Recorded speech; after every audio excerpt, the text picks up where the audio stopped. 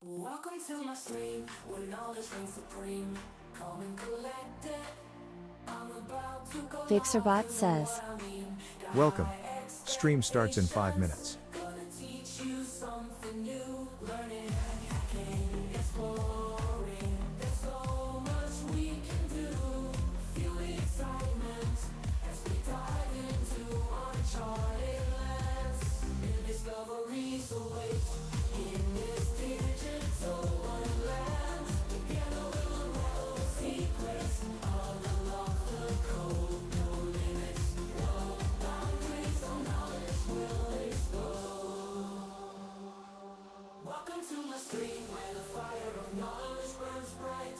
Chat with me, let's embark on this journey of delight. From the basics to superpowers, we'll learn and grow in this stream of knowledge. Together we'll grow.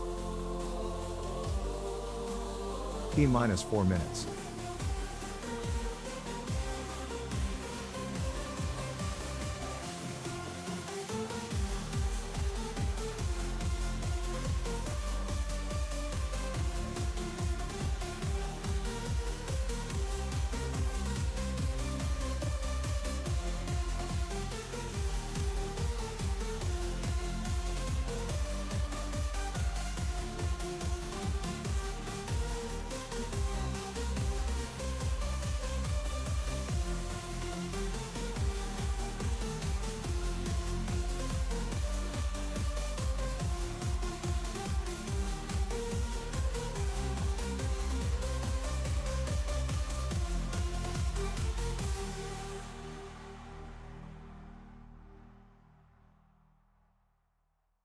Welcome to my stream, where knowledge reigns supreme.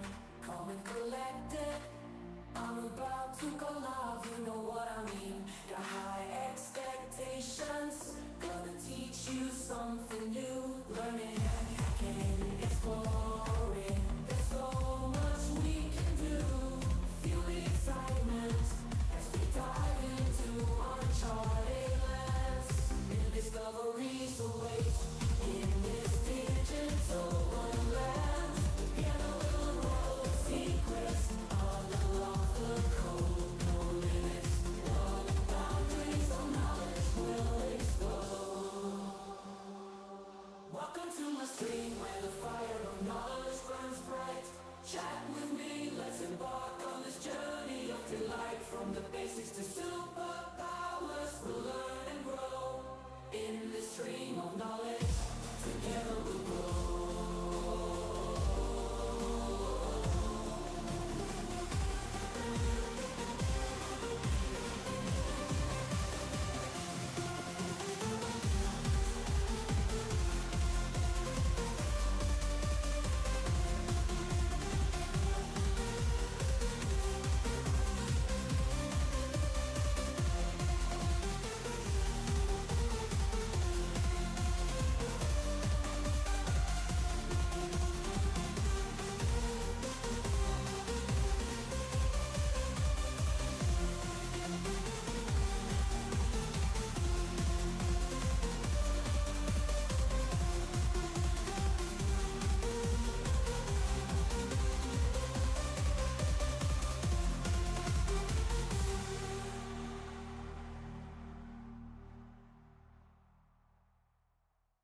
Welcome to my stream, where knowledge reigns supreme. Calm and collected, I'm about to go live. You Stream know about what to I start. mean. 1 minute High left. expectations, gonna teach you something new. Learning, hacking, exploring. There's so much we can do. Feel the excitement as we dive into uncharted lands.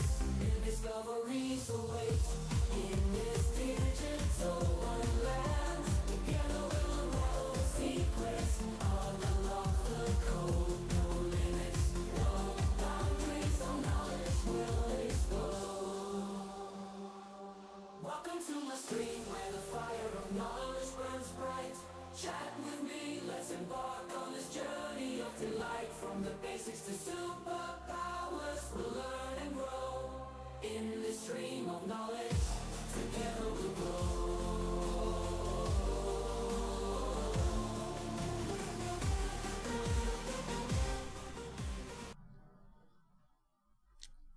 but the music stopped. Welcome back, everybody. So I'm a bit late because I needed a shower. I biked to work today too. I'm back, and I worked a bit later, so I stopped about an hour ago. So I needed a shower. Sorry about the delay. So I'm thinking today we have this one, but it was like no information in this room. It is obviously a learning room, or it's a guided thing, or whatever you want to call it. And it says run this, run this, run this, but there are no explanations. But at the very start there is, and this is Tiberius apparently, his thing to read here. So let's do that, and also read the other documents that we opened. This is the one, right? So let's actually move the drag me over here. I close the windows I don't use, so. Oh. Still warm, especially from a warm shower, right? You should shower cold.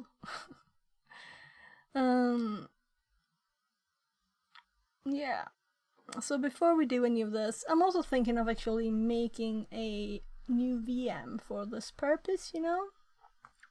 Having a special one. And this one uses Windows tools, and actually a few days ago I looked at a... let's open it. So I opened this for this, but we can go to Twitch. I think I actually had this open recently. No, this is not a good thing.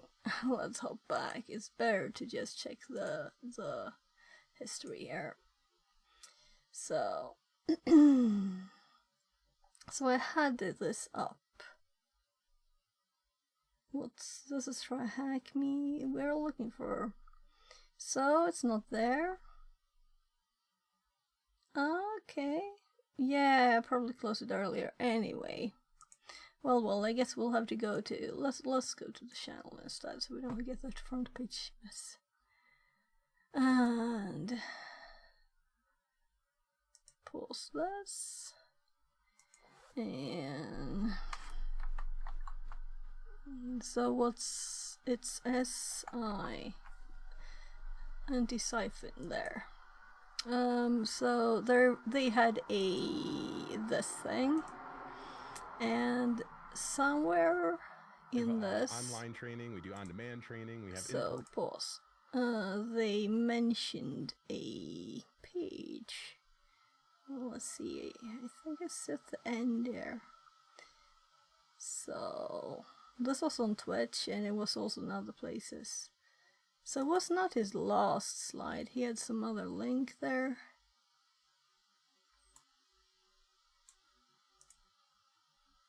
Oh gosh, I clicked somewhere. Anyway, this seemed interesting too, you know. But it didn't go deep enough for me to be like, I want to know more. Come on. So this was one of his links there. Yeah, and most chat is... Actually, we should look at Discord instead, because I think the links were some there. Let's see, was it in the start of it, maybe? So slides, you hopefully can see them in this, right? Since this is kind of short. So there's 2 links on the one I'm looking for. So I was talking about forensic analyst, and he has what's on the desk, you know, stuff. So let's just make sure it wasn't this one. No, it might be in there somewhere though, because it's talking about VM. That's the same image. So here it hops around a bit. Yeah, so it's possible that it's just before he starts his demo bit. His has a link for his. We could just go to anything that's his and find it. I'm sure. So I just want to see that one. I know it's there somewhere, you know.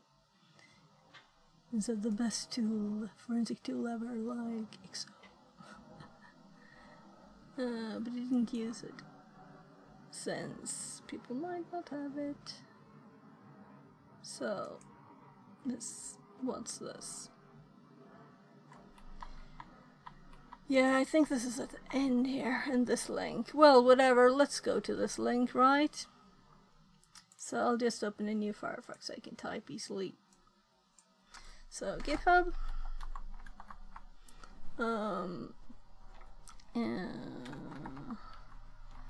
Blue Cape Security. Yeah, and I clicked that link yesterday. So I'm looking for his guide to setting up a machine.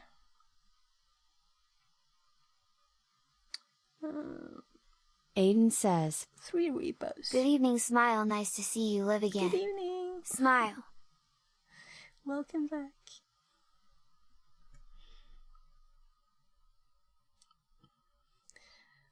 So yeah, so you joined the Discord. Welcome in. I should really do more stuff there, right?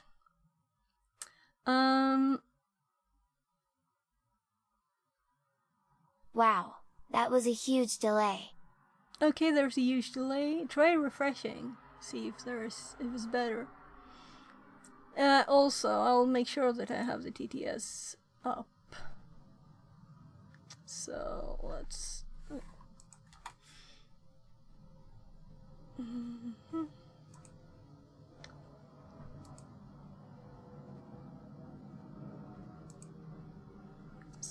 So let's see.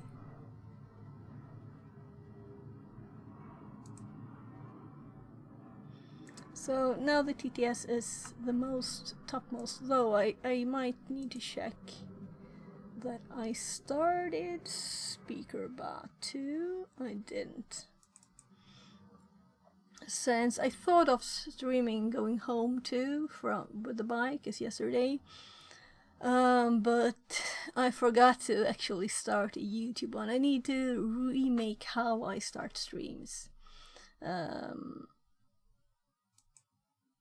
Because YouTube is a mess there. Twitch, you just go online, and whatever name you have set it's what the stream is called, you know. And YouTube, you have to create a stream first, and it's horrible. So that also means I can't stream twice while not being home. If I stop the stream, I need to go home to fix it. You know, I don't want remote access to my machine either. So I'll have to see if I can do it on commands to StreamerBot, to setting it up. But that won't be this stream. So is your delay better? Hope it is. Or rather shorter, right? So what have I got on this phone? There.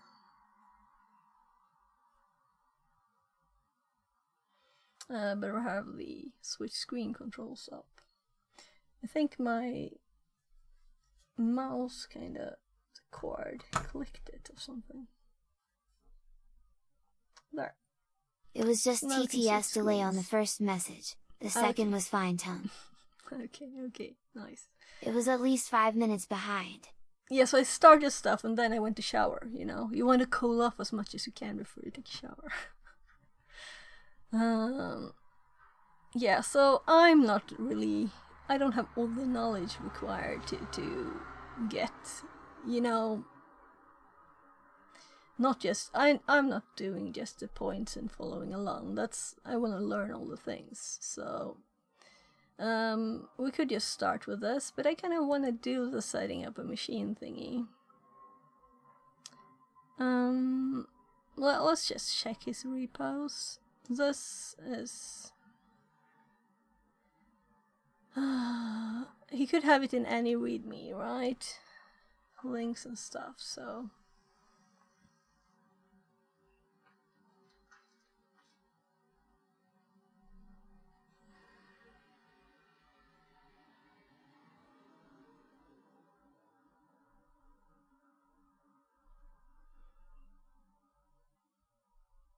So maybe this was it. Prepare. No, I don't think so. Here, I found the link. Build your forensic workstation. It's on his website. So, he talked about it, but it didn't go there. So I'm thinking we could do this. Setting up, making a... And I assume, yeah, it's Windows. So, and we already have a Windows installed VM, so we can just make a copy of it. Because that one I just installed to test for the Python course. When I test everything on Windows 10 and 11, so I made both. So we have them ready. We don't need to install Windows again. That takes hours. On a slow VM. So what do you think? Should we do this? Because the reason, right, to do it right now is to not this, you know, the machine we connect to here, this one that we start, it was horrible and not really streamable. Right, the font was tiny, the application, I guess it says it is. We could just try it too, but read this first. I'm assuming we will learn things in this. Maybe we should start with reading this anyway. And let's see, what else did I... Right, it was a report that we got. And... we had the Mona link too. That was from there. This was the program used. I'm a bit curious. Since this is a room that is 4 years old, there might be a much better version of this immunity debugger, right? So what do we want to do first? That's the question. Oh, this was from another link. I thought it was a short Python script to decrypt shells. I want to read them and see if there's definitely something new, right? So this is the one who this was 2 days ago. We can close this. I think the reason they make you use that machine is because they've already disabled features like ASLR, DEP, etc., which wouldn't be too safe to do on your own machine. Yeah, But in yeah. a VM it's fine, so might as well put your own machine together. D. Yeah, exactly.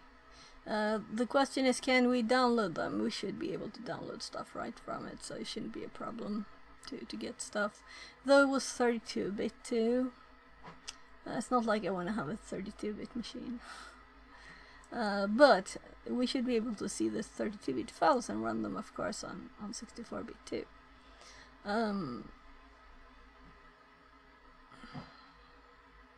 So what do you think is the best to do? What's this? This was the PVF. And that's where I found the link, right? So what is PWF? Practical Windows Forensics. So this is his course then, right? And that's like what he did part of, I guess, on this. He had like 20 minutes left when he started with the practical stuff, so it was mostly talking about looking at files on hard drives, and there was actually interesting stuff here. Let's see, like here. This MFT file I didn't know that it was an actual file on the disk called MFT that has a master file table. There's actually a physical file there, normal file. That's a bit odd, but that's how NTFS works. So it was interesting stuff in there. Yes, I have to see what card is. It's noisy.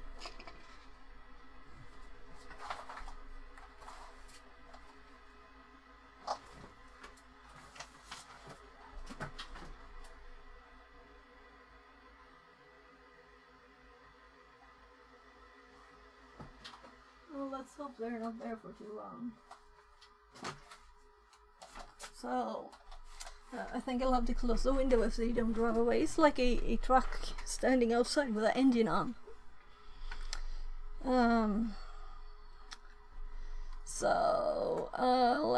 Let me just check here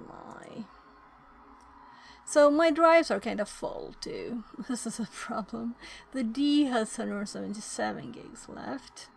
And we can also just remove one drive and put in another. I think E is... Or is it F? Or we can use another. Let's see.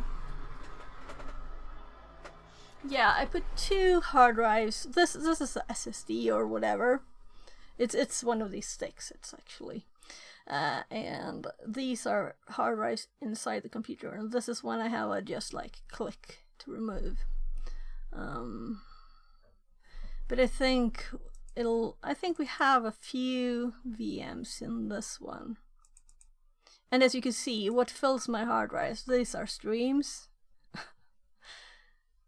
So I just want to upload everything to YouTube now. I don't record anything locally anymore. But I still want to like have some other people's streams that I don't have control over otherwise. And that I can't upload to YouTube. So here we have... Okay. This is an image from another course. That didn't start, really. It didn't want to work. Because it has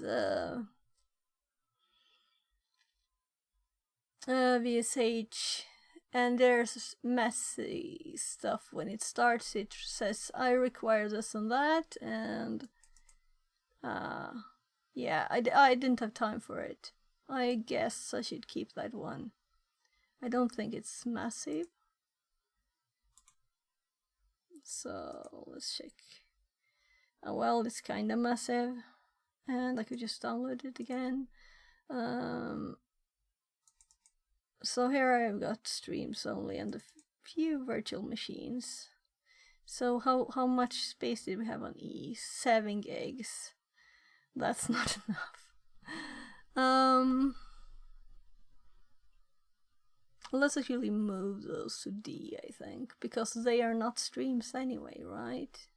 So I'm just opening another. Come on. So really, why am I messing about with this when we have Total Commander, right? So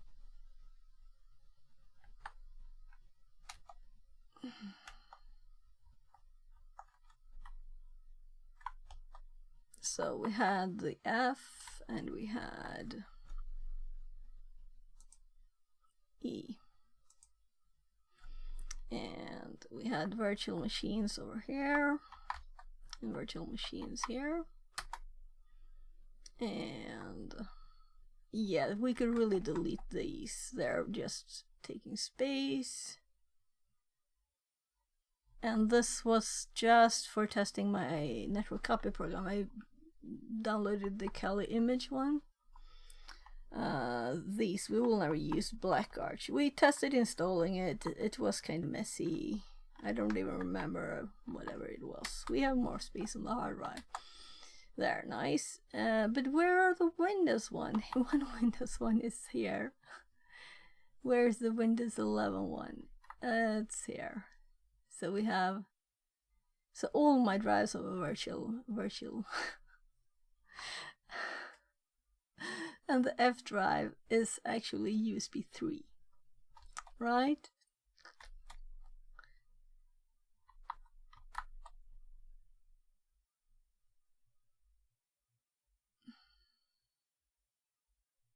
I'm like, what is that? What is this really? Is this an old one? Yeah, now I know what it is. Right, so this is the one we wanna, or should we do Windows 11? I'm not a friend of Windows 11. No, we don't do it Windows 11. Though it might be a good reason to test Windows 11 more, because I haven't used it that much. So it might be a good experience just for experience, you know. And then we also have on D. So, and D is where we have the most space. What's the size of these? Let's just space them. And they're not huge.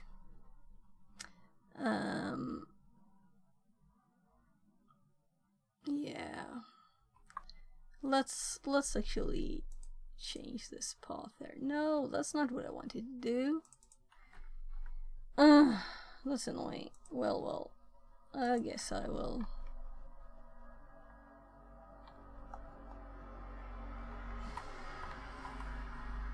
So just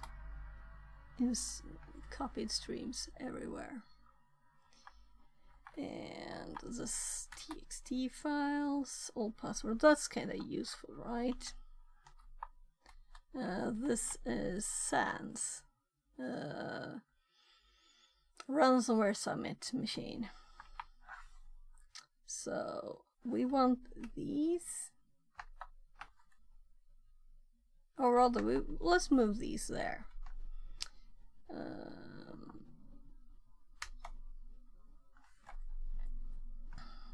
I will be kind of quick, right? And amazingly, when I run on USB 3, actually I had a hard drive on my desktop when I tested Diablo, whatever number it is, the last one, when they had this free period there where you could try it, and it worked without a problem on my slow computer with the USB 3 hard drive, connected hard drive. Well, this might take some time. Right? Let's do something else at the same time. Let's background this actually, and let's go to the other directory too. And that was E. So we can see the sizes here too. So D has about, well, this is calculated differently, but this one has okay amount too.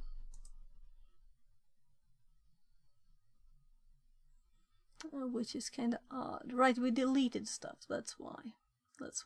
This is the Black Arch annoyance things. So I thought I'd do a stream to just test installing it, and when I read on their own webpage, it said, so observe that if you install all the tools, it will be there will be conflicts between them. I'm like, well, the reason to install a finished image like Kali is finished distribution with all the tools. Isn't that to not have conflicts, right? We didn't use it much. It was such a mess. So those are now deleted. Right. So we're slowly moving it to D colon, which is data in mine, and E was like stream. And F is just like, it's called new volume. Very, very nice name there. Yeah, let's move let's see how big this image was. It wasn't that big, right? Because we don't want any images here either. So let's make a new directory here. Black Arch is horrible. Arch is my main OS though, fix it 42 lol. Oh, so Arch is better. I guess some people must love it though, right? But I think it might be just a like I'm cool because I'm using thingy, right? So I think this is the machine I started making for scam baiting. That's what it's called, SSB there. It has a actual user that has a Google account and stuff. It's like a fake person there. We could save it, or I could delete it, but I don't think it's huge, right? It was 24, 28. Let's actually make a directory for it anyway. So the other one has a space in it. Let's do that here too. I guess Candias I'm Alia like says, what filing. method did you break into the website? What website? And also Windows, not window. So we could also not have the dash then. Whatever, let's keep the same name just to as the files have. I don't know if it cares. So I don't want to do 2 copies to the same drive at the same time. It will just mess up the files, right? So let's do something else. Let's start reading the article. First, I'm just going to quickly check. Let's close these. We have a better program. We have Total Commander, which I got a license a long ago when I worked at Electronic Arts. It says Electronic Arts on it. If you saw there. It was long ago. This was 2000 actually. So if we had this, let's say we wanted to make a copy of Kali here. Let's say I just know how to do it. So if we make a new machine, will it ask us if we want to copy another one? No. So that's not how we do it. Configure. You worked at EA. What did you do there? Amused. I had like IT for Nordic countries back then. So I was doing all the things for Nordic. We actually made a move. I built a server room. In Norway, I pulled the actual physical cables too. I built a network. Well, that's my whole life. So configure, I'll start VMs, connect to servers, virtual network editor. Oh, I didn't see this one before. Let's look. We want to see all the fun things, right? So I didn't change anything here, I think. Maybe I did. So VM snapshot. Manage, clone. This is what we want to do when we have it back, like not in the middle of a copy. And I also did do the Windows 10 first. So we could, I'm moving the Windows 10 one, but if we're going to clone the Windows 11 one, we can just do it, right? So let's see how this clone works. Current state in the virtual machine and existing snapshot. Yeah, not this machine. We need to have it open first. So let's open. And whatever drive was it on? This was when I needed 2 machines to communicate, testing my networking program.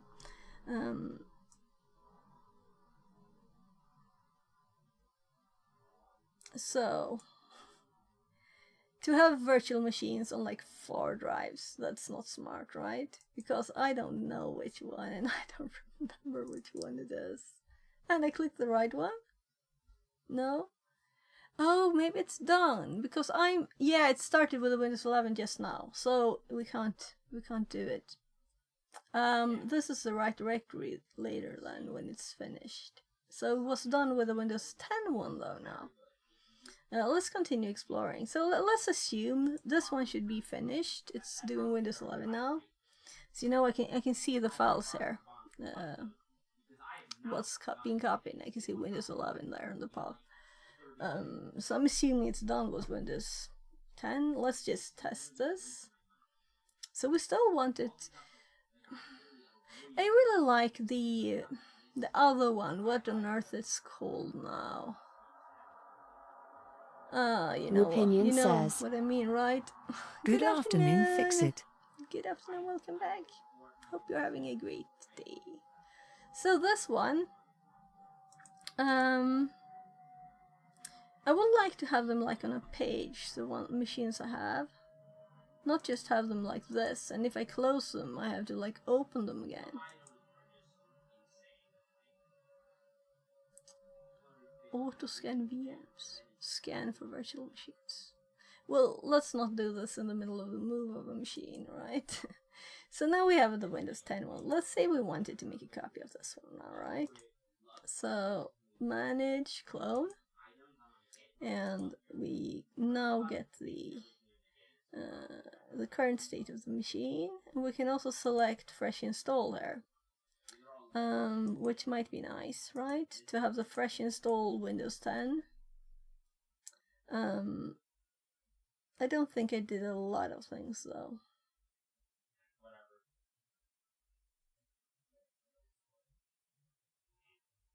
Alright, this is just the questions. So I put that in here so you wouldn't forget. It's QWERTY and the next line of the keyboard and the next line of the keyboard. Right? Best passwords ever. So pet, city, and nickname. Alright. So what if I signed here? up for HTB Silver and I'm going to start streaming my progress on Twitch once I get everything set up. Cool, cool, great. Wonderful. Yeah, nice. So, let's make sure. Let's give you a shout out here.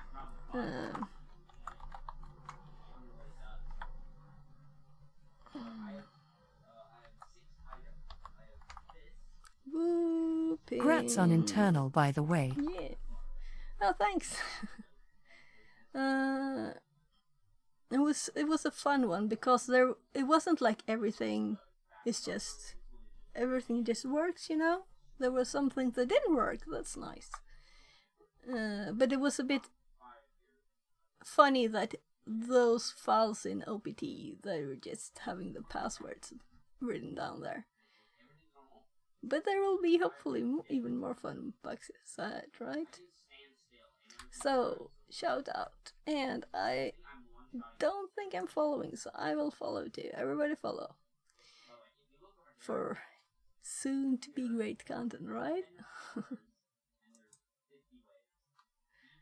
Well, thank you so Yeah, much I don't for know the how many so. people are in here. It's not much, I am assuming. But anyway. So, let's see. I know. I'm going to be really nervous for the first few streams. Oh, do you think so? I was never nervous. But that's maybe personality thing. So let's see. First few streams. Yeah, I got it. I got it. Maybe you're even nervous now. Just typing like that. So we can clone in two different ways here. We create a linked clone. A linked clone is a reference to the original virtual machine and requires less disk space to store. However, it can run without access to the original virtual machine. Create a full clone. A full clone is a complete copy of the original virtual machine at its current state. This virtual machine is fully independent. So we will make this. But I'm thinking I don't want to click more forward because this is not the one we want to clone, right? Aiden says, And it's 95% done of the you copy. were just born for this tone. Opinion says. Hee hee. Translated from Yeah, so Tagalog. I kind of like. I like teaching people stuff, and that's kind of my goal in the end of this, to help people learn, you know. So if someone asks any question, I'm trying to do my best to answer. But I'm kind of assuming it so far that I'm the one who knows the least of stuff. The least amount of Dev Sutar says knowledge and hello. information. Waving hand. Again, man. Hi. Welcome in. So, let's Hello, wait Aiden. until we have the Windows 11 one. It's done in one. Oh, I actually clicked and it was done. So, we can start to copying this one over. So, we want to move it over to the same place. We have them all in the same place. Aiden says, Oh, right. Hey Whoopinion Smile gave you a We'll follow. fix it later. Smile. Yeah. Whoopinion says, Or bless you, Aiden, tag you for the follow. Fixerbot says, New follower, call me Ido. Less than 3. Thank you for the follow. Aiden says, How am I subbed but not following Fixit 42 lol? Oh, yeah, right. I noticed there was a sub, but I didn't see who it was. Thank you very much. It's supposed to, you know, say something. I don't know why it didn't. Whatever. Thank you very much. That was kind of funny though. Sub but not followed. Let's see. So, let's do it again now when we should have this box actually fully there. First of all, we need to open it. And it's the Windows 11 one now. Not slow. And then we go for manage and clone. And now we know what to do this time, right? We're going to use an existing I think I subbed when you were snapshot fresh cycling. install. Okay, okay. Whoopinion says, Okay, thank you. That's This why keyboard then. keeps dropping keystrokes, so you'll have to forgive the typos. Fix No it problem. is used to I it don't now. lol. mind typos. I don't mind typos. An existing. So I don't always watch even the chat. I might just listen to it. So I know that once I misheard it because it read it in an odd way, you know. So I answered in a totally off way, and then when I watched the stream afterwards to highlight something or whatever, I was like, oh my god. So it might be a problem to just listen to it too. Maybe I should read everything. But why then have the TTS? No, the TTS is lovely, right? I love it. So we want to create a file clone. We can't do a linked one for this. Okay, interesting. So why could we do it for Windows 10 but not for the Windows 11 one? I think they're kind of the same. The reason to use Windows 10 here though would be that it might require less resources, right? And these are also set to 64 gigs, but it's not like it's using that, you know. So, we want the name to be... Oh, definitely not C. That would, crash everything. It's just a tiny one. I need to get, a SSD for at least... It's just I think it's 500 because gigs, of the 2 terabytes or TPM something. requirement on Win 11 maybe. Yeah, I don't know. Maybe... So, of course, this doesn't have a TPM. And my machine doesn't, of course. So I'm thinking Windows 11... I'm thinking, should it be forensic? Should it be just anyway, generally testing stuff? Maybe we want to do some kind of development on this too. What do you think? Should I use Windows 10 instead? Is that better?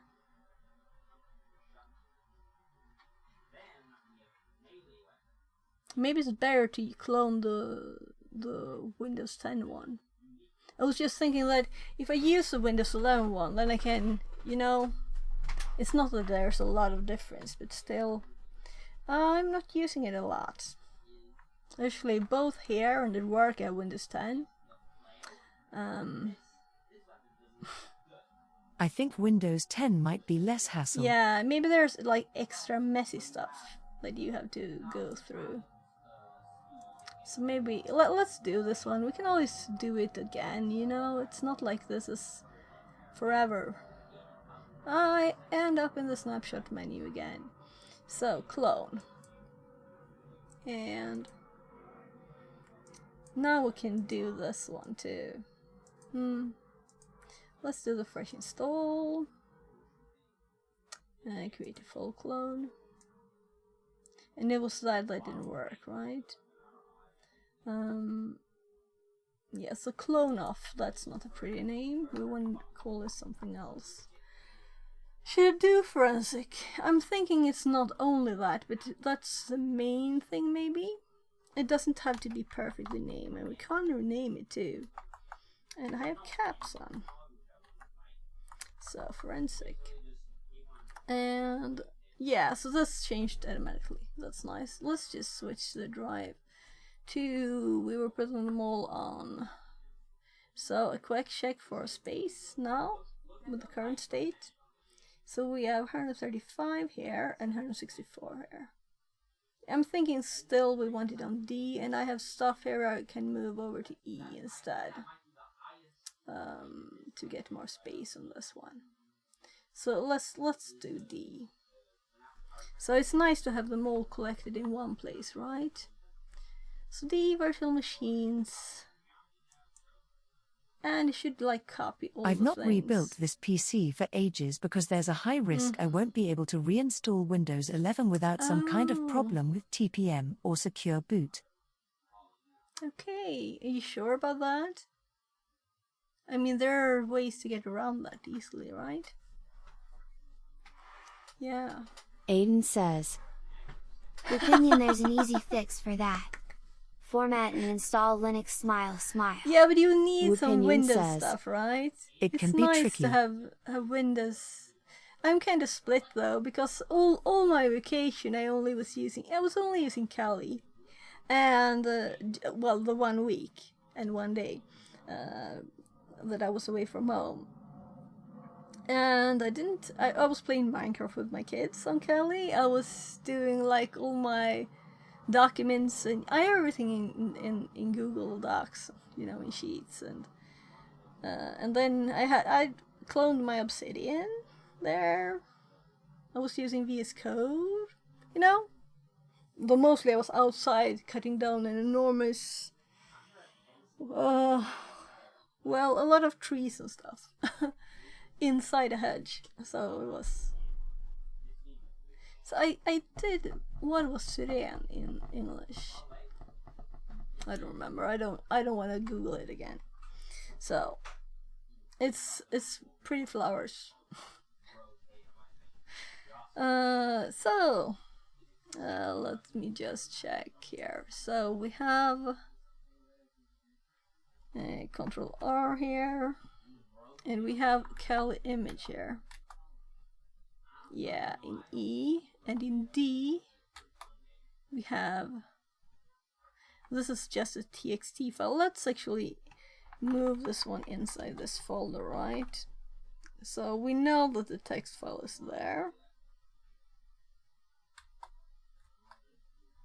and we have the new machine. It's copying.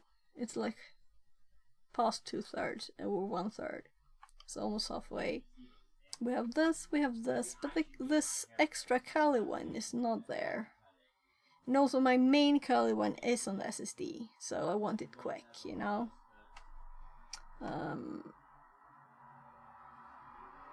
So it's on C colon. But I need to make it, I really need to buy some stuff. I should do that. So maybe we should order some hardware today. I already showed you my address and everything on stream, you know, it's not like anything is secret about me. It's not that yeah. I couldn't get a rebuild done if I need to, it's just that I dread it so much more with Win 11 any previous version. Yeah. So I have actually not reinstalled this computer in a long time, and I really should do it. But now when I'm streaming Monday to Friday, it's kind of hard to, you know, do everything that quickly. It's putting it out. I don't think I want to do it, you know. It's a Yeah, downtime. exactly. It's the downtime. Yeah. So we have a perfect talking opportunity here, Jess. What do you want to talk about, people? We can start reading Tiberius Docs too, right? In the same time, I don't feel stressed about this. It's going quickly. So also, right, let's actually pause this other one, because it's actually putting files in there from here and from here, and I'm trying not to do that. So do you remember the old defrag, you know? I'm trying not to fragment stuff if I can avoid it. So copying two things to the same drive at the same time, that I'm trying to avoid, and this was what we were doing, right? Yeah. I do. So we still get fragmented stuff, we just never... I think Windows kind of does stuff in the background, maybe. I don't know if it does, or if it's just quick enough and it doesn't care anymore. That's a thing we need to Google. Why don't we have defrag? I'm guessing SSDs anymore. Yeah. So, but the rest of the drives. But also SSDs have a limited write and read, right? So it's different. I remember it becoming a meme where the help desk would stall for time by leaving users' PCs defragging regardless if they needed it or not, lol. Oh, right. Yeah. Can we do defrag? So, is defragging computers still a thing? It Aiden depends. says, It defrags in the background. I believe Yeah, smile, smile. I'm kind of thinking that Windows might do stuff in the background itself, right? Data storage technology has evolved over the years. Starting with Windows 7, the hardwares are automatically defragged, so you don't need to do it manually. Yeah. So since Windows 7, we don't need to do it, because it's done automatically. And SSDs it skips, of course. Yeah. Actually, let's is it Opinion grc.com? says, I've never been on this page. I think SSDs largely made it redundant anyway. Yeah, but I don't have SSDs except for my C drive, so that's why I'm curious.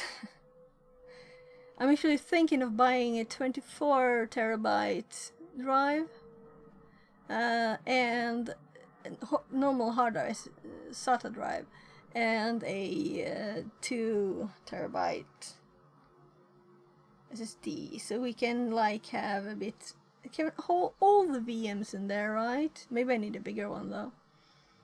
We'll see how big this directory will be. So the cloning is done. Cloning done. So let's start this one and let's hop back up here. Yeah, give some research cooperation. Oh, it looks cute. We're back in the 90s, definitely. Yeah, 3. I see that, but do a TV spin the raid. Yeah. But I have What? these drives laying around, you know. I think they all have like smart errors or something, but they seem to work fine. I say so that, but I let's do see. have a TB spindle raid mirror myself, lol. So the one 3 I have terabytes. visible is a Seagate. Translated actually. from French. Western Digital that's my Greens F. FTW. Yeah. So I stopped using RAID after 2 drives crashed at the same time and I lost all my data. I rather have different bits of my data on different drives, and if they crash, they crash, you know? And having backup of the important stuff on a hard drive that's not connected. Like photos of my kids and stuff like that. And maybe some programming stuff. Stuff that's not downloadable. And now we're using YouTube as backup. So if they like delete my channel, I'm bye-bye. Neovimispus says, I had a 2U server with 14 TB worth of 15,000 revolutions per minute drives. Was like 24 drives though, lol. Oh gosh, that must have been a bit ago, right?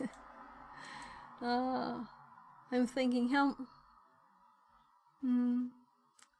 Yeah. It was a bit since I was in the server room, actually. Wupinion Yeah, says, the Did you wear noise. earplugs? So I don't want to have any rack-mounted servers at home. No. So I haven't been to this page before. Neovimispus says, Nope, that's why I got rid of it though, lol. Yeah. So here's his mail. You can subscribe and subscribe. You can give. This is security now, you know. The dude who makes security now. Wupinion says, And he's making the Scuzzy would have spin been right. noisy as hell. So that's why I was thinking of it.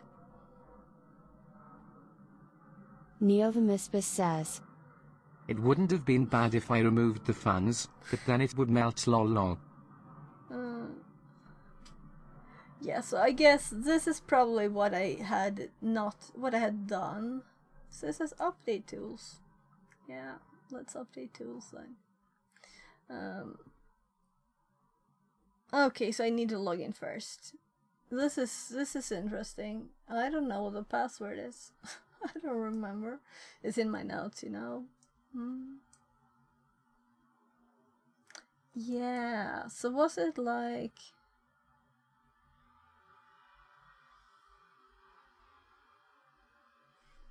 Let's try nothing. No, that's incorrect. Did we do password?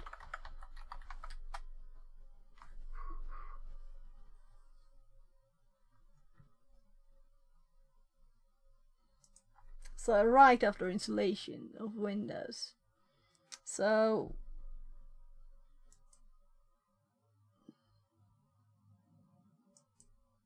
oh right, so when I click here it opens that.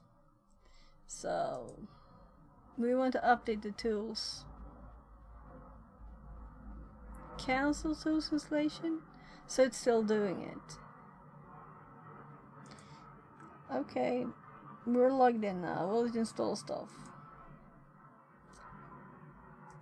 So I don't know why, but I think this is kind of ugly. I don't like this color. Wupinion says, Gibson Research. Yeah. Shields up. I used to chat with him on Usenet back when he set the company up. Must have been cool. something like 1998-99? Yeah, I don't know, Neovimispus but says, they're... Tempted to build a new rig and turn my current one into a server, cause it can hold like 10 3.5 drives. Toss a Oh, bit of nice. WD Red Pro or Seagate Iron Wolf Pro in it. That's nice. So I guess I'll fill this in later. But I've been thinking, like maybe I should mail him. Like, I'm currently listening to the podcast when I biked both to work and home. I was listening to the podcast Security Now. But now I was just thinking that this is like a tool, right, for hard drives. So I'm curious what it actually does. I have to see its menus. Everything's supposed to be code-free here, right? Let's look at his page. Aiden says, I used to have a Dell PowerEdge R810 running right next to my bed. I had to force the fans to run at 10% overnight, and it kept the room pretty toasty. Fix at 42 low. Gosh. Wupinion Oh, says, Compaq ML70 was my desktop PC for a while lol. ML370. translated from Italian. Oh. Yeah, I used to work at Compaq too. And I worked a kind of short bit on Dell too. But those were before I worked at DA, so it's kind of long ago.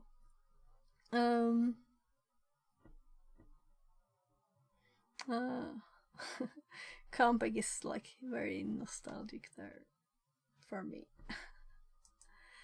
So I just thought of that. I never actually went to his page. I just heard him say the URL like a million times, you know, on the podcast.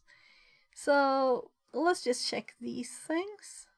So this is just a link to his site, okay? And this was okay. So we don't have to look at these. This was actually what we were after. And this is other stuff for the course that I was listening to a part of there on. Here. It was 2 days ago, and Siphon had this thingy. So let's just look at this. Build your forensic workstation, right? This tutorial describes how to set up a highly functioning forensic workstation to conduct DFIR. Okay, digital forensic, maybe investigation research or something, I don't know. Are you looking to learn how to perform a digital forensic investigation to start from finish? Check out the practical Windows forensic course and become an expert. And he has a link to his course. Yeah. Forensic research, probably. But there's an I there too. So research, I guess. So, but the investigation, the I could be investigation. So, digital forensic investigation from start to finish is investigation there too. In this tutorial, you will learn how to build a forensic workstation that consists of a combination of the best and the most common tools.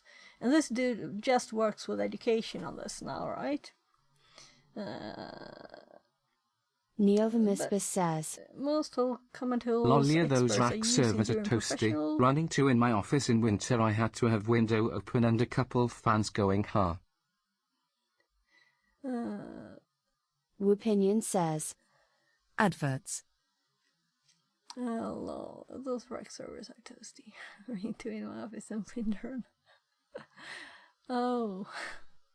Yeah. So that's how you should make it warm during winter. Maybe I should start using... But there's the sound too, you know. There's the noise. I don't like the noise.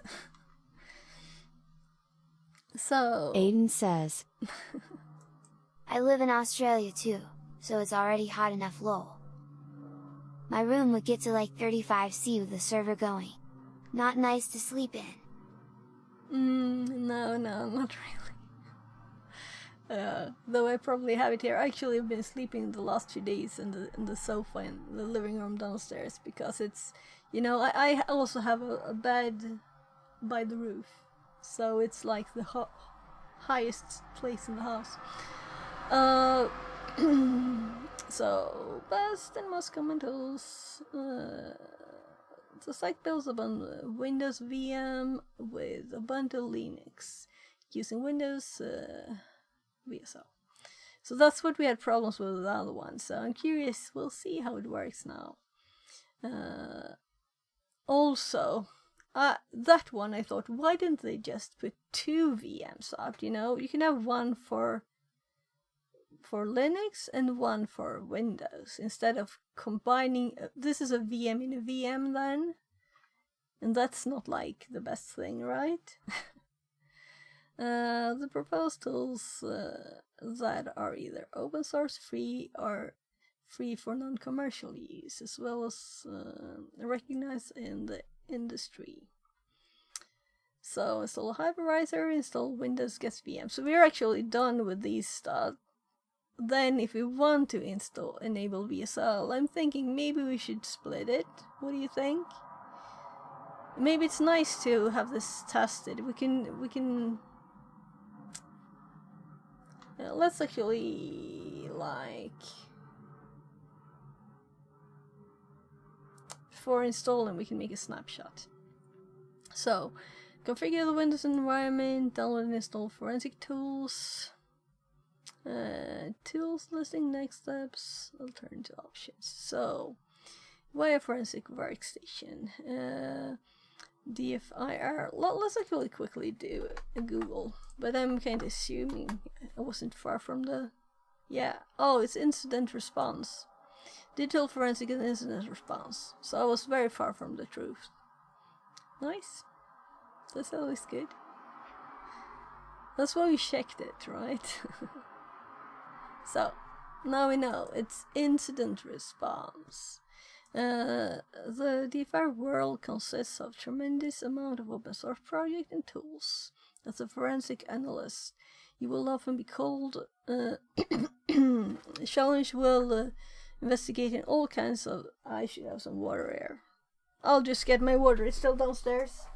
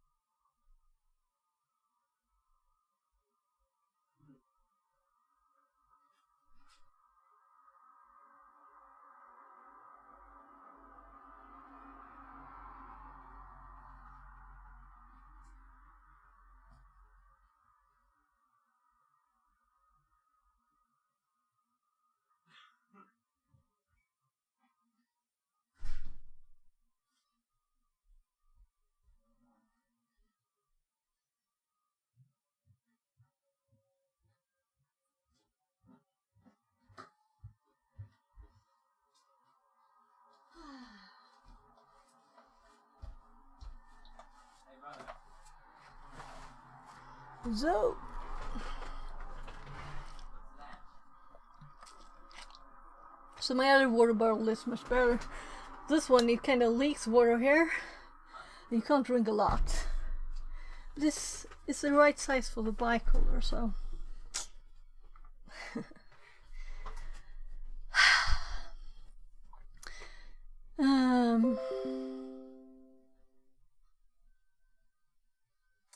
Backup settings in Windows there. Also, I noticed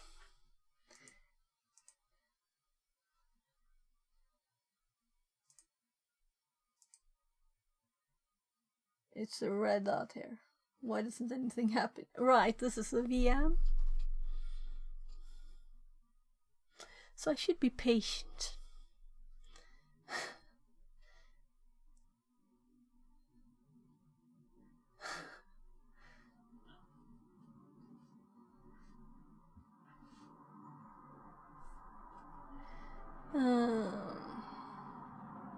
So let's.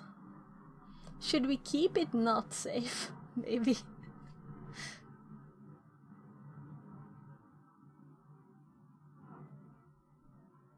Nah, let's restart it. Anyway, it's anyway already installed. It just needed to restart. So, a tremendous amount of open source and production tools. As a forensic analyst, you will often be challenged with investigations, all investigating. How am I reading today? All kinds of different image types, operating systems, and files. File type during an investigation. Having a dedicated forensic workstation and the appropriate tools ready to go in a timely manner is critical. In this guide, we will be using VirtualBox, Type 2 hypervisor, and Windows Server. So they're doing VirtualBox, and that's the one I meant, and I couldn't find the name. That they have this nice menu where you can start the different ones you have. And Windows Server 2019 Essentials VM. So I actually started with VirtualBox, but then I went over to VMware. Including VSL1 and Ubuntu installed. Yeah, so they are doing Windows Server. Right. So the plus there would be that you don't have such a mess of things installed by default, I guess. Maybe we should do that. It's important to closely follow the instructions to avoid compatibility issues with when it comes to VirtualBox and VSL. And here we also have another reason to think we might want to do exactly what he does, because I know that VSL had problems on my VMware when I tried to start this other image. Right, let's pause this. So this one. It had problems. It couldn't start. It can't start probably. If we try. Oh. This is one from that ransomware summit. Sense ransomware summit. But I didn't. I maybe should do those things too. They had like stuff that's very defined stuff, right? Labs simply. So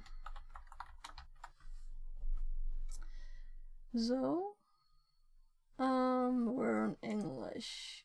I think in VMware you just need to enable the virtualization engine for WSL to work. Yeah, we could try to start it if you want. Let's do that. So, yeah, so it's Swedish keyboard, English.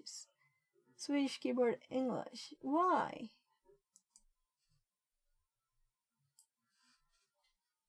I guess I don't mind having English.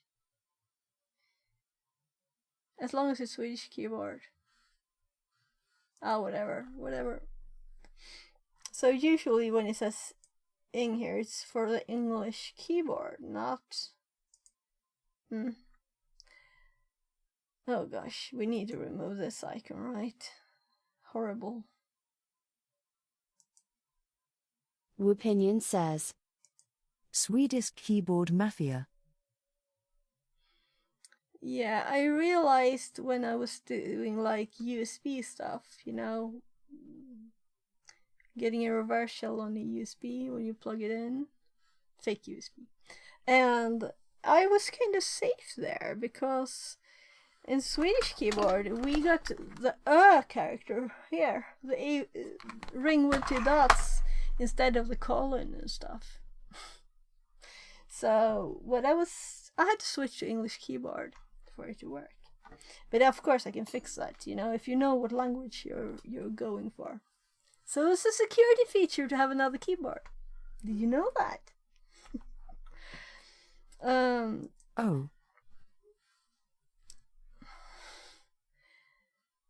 Because it's doing the keys, not the actual characters. So, right. There are pros and cons to this approach. Virtualization allows us to quickly have clean and pre-configured forensic system available.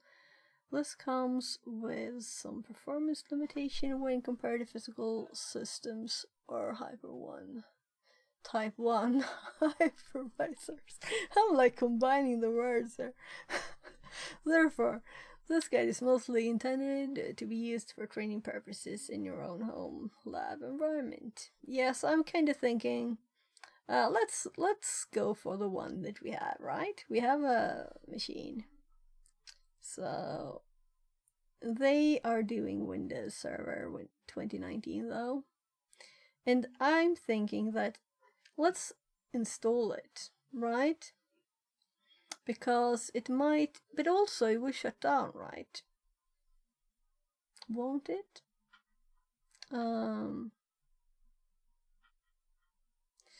We recommend downloading Windows Server 2019 VHD version as it provides the best performance and the setup process for VSL is easier than with others. It's also the quickest way to download a ready-to-go VHD, which skips the need to install the operating system from an ISO. And I really prefer installing from an ISO anyway. Because that Kali ISO I was running here, or image, or whatever you want to call it, VHD in this, it's not perfect, you know, it's not how you want it. So, downloaded guest VM. Yeah, we're skipping 2019. Alternatively, you can download other version, however. So VSL setup is not complicated. This post, I mean on Windows, it might be complicated on the VM, and we're not going to use the same as they are, because I don't want both installed. I uninstalled the other one. It contains direct links to all available. Windows Server. Important note that Windows client sometimes comes with a 19-day or Windows Server 180-day evaluation period. There are ways to extend the period for some systems by rearming them. How to extend Windows 10 Enterprise evaluation. Install a new Windows VM. For detailed instructions, setup guide for VirtualBox. Requirements: 100 gigabytes of hard drive. Dynamically, of course. This way, the disk is kept small and grows larger when needed. However, it can't go beyond the initial size. Make sure you choose the right size based on the expected amount of data. Yes, I have 64 on mine. This should be good enough. We'll see. 4 plus GB RAM. 2 or more CPUs. So I should really get a new computer, but it costs money, unfortunately. Annoyingly. I would love to you just get whatever you want, but I'm not working that much, so install Windows from the ISO. I want to get a better job. When finished, shut down the system and create a snapshot. Yeah, so that's kind of what we just cloned a snapshot of this machine. So, enable Windows Subsystem for Linux and install Ubuntu. Yeah. So, VirtualBox does not support VSL2. But does VMware support it?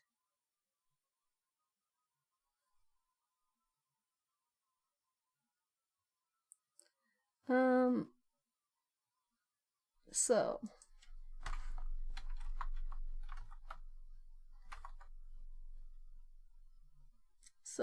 Aiden says, my version here. Hopefully you land a job that just gives you a good computer and access to Labs Fix-It 42 lol. Yeah, that would be nice. VMware Workstation. Gosh.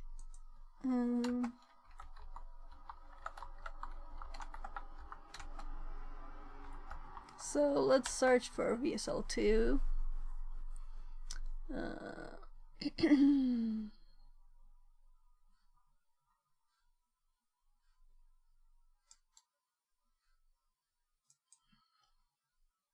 Microsoft Docs should raise awareness of limitations.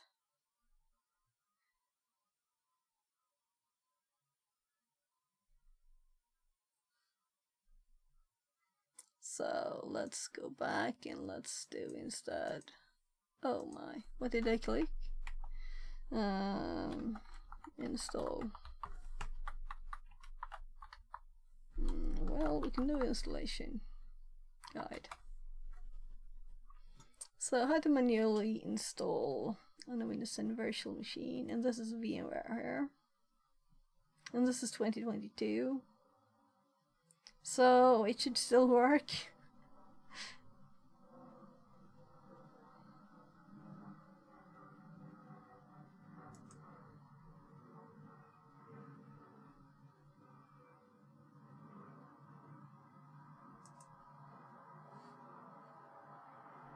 Let's see what this is.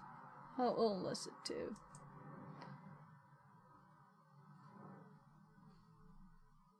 I'm mostly thinking options, you know, and they may change. This is December 2023, so it's a bit more than half a year. That should be better.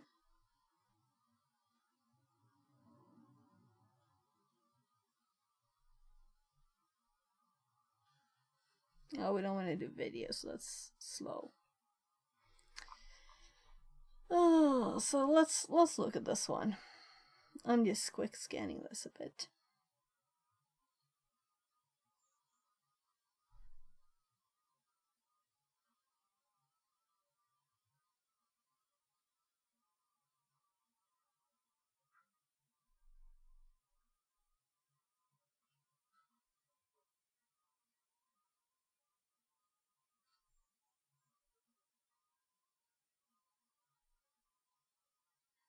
Yeah, so I don't think we need to do this. So let's look again. Okay, so this is not what we want. It's not on Windows. So let's go back. But it says VSL2. No, that's not the one I read. Ubuntu in VMware. So this is wrong thing. And this is 2023 earlier. And it's on LinkedIn. Well, we'll see. So just want to make sure that we don't do anything odd and can't start it.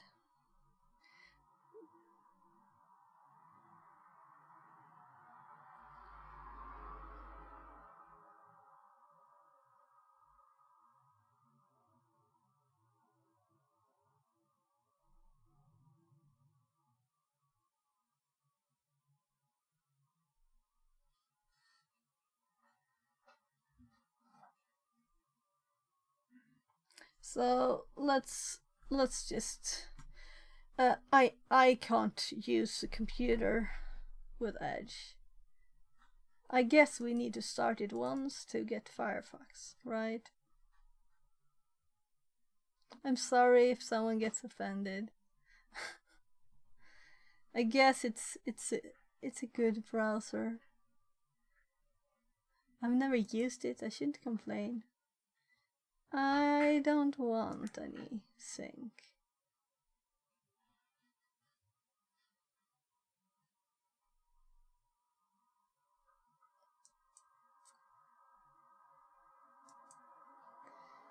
Come on, can't it just disappear? What? This is why I don't like it, you know?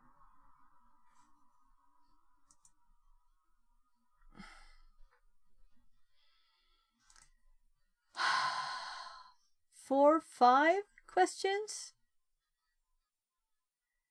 I just want Firefox.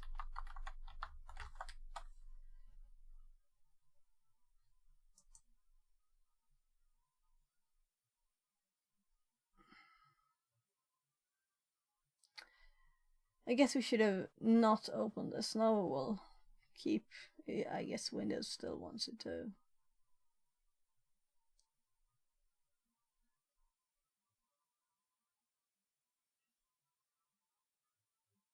What page did we go to?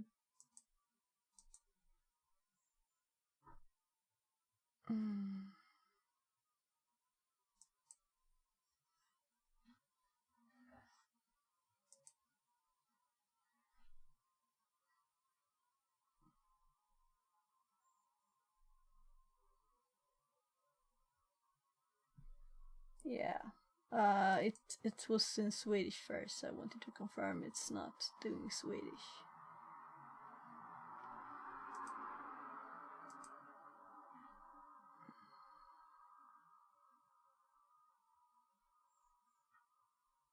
It was finished. Why does it complain?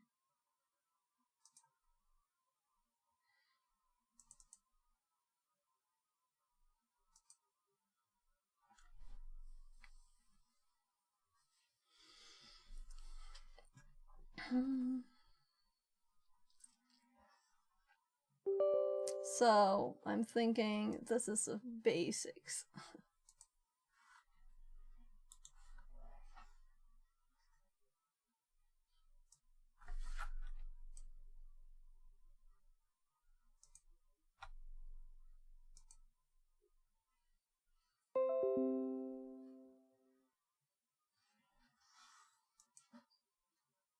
What is it adding to Windows?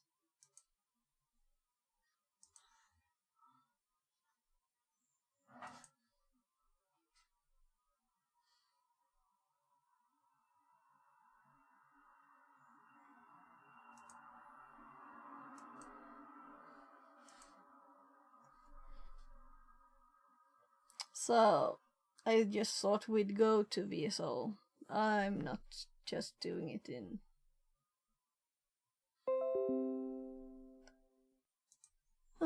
anything else? Would you like to pin Firefox? We already have. It disappeared? No. Okay, so it didn't pin it. Because I did select to pin it. Okay,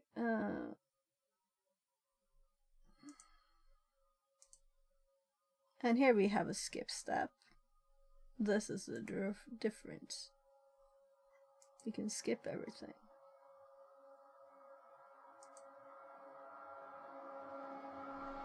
Though it's still annoying with the stuff when I just want to get started, you know?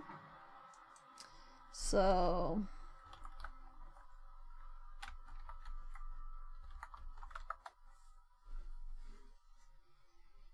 okay. So, first of all, we're streaming, right? I didn't notice.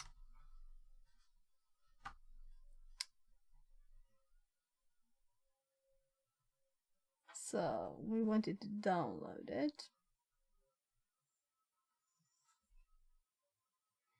I thought like Microsoft would pop up. I think there's a Microsoft page for this. I don't mind Microsoft. Well, well.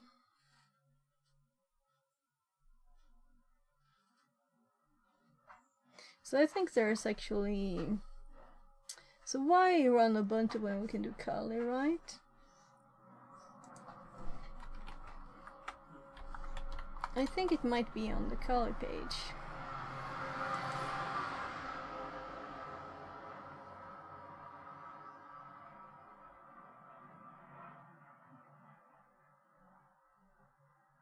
So, also, bright light mode, no thank you.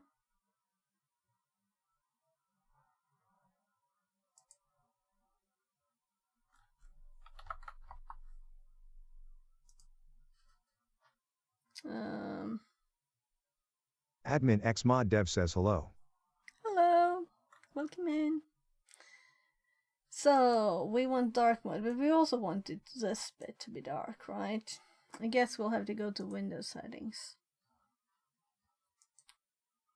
So, if we're going to use this one and stream on this one, so I can't scroll size here.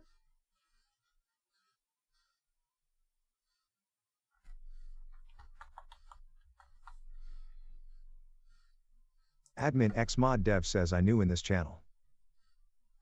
Welcome in.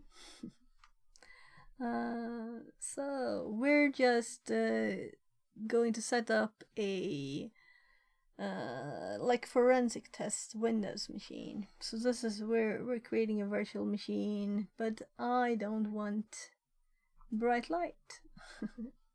So you need to activate Windows before you can personalize. Okay. That's a mess.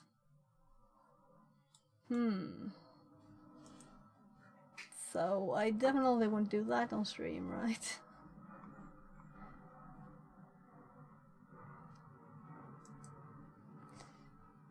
But this we can do at least. Probably we can do that anyway, right? I'm sure we could edit the registry still.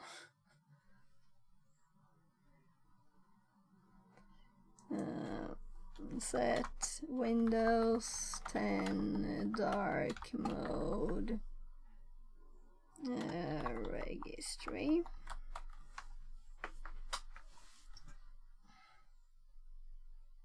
So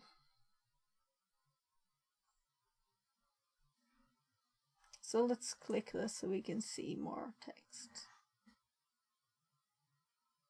Yeah, and it even said there, no activation. So let's just, this is a search thingy. Let's just minimize this because I will be annoyed at it. So we want an icon there, and let's do regedit.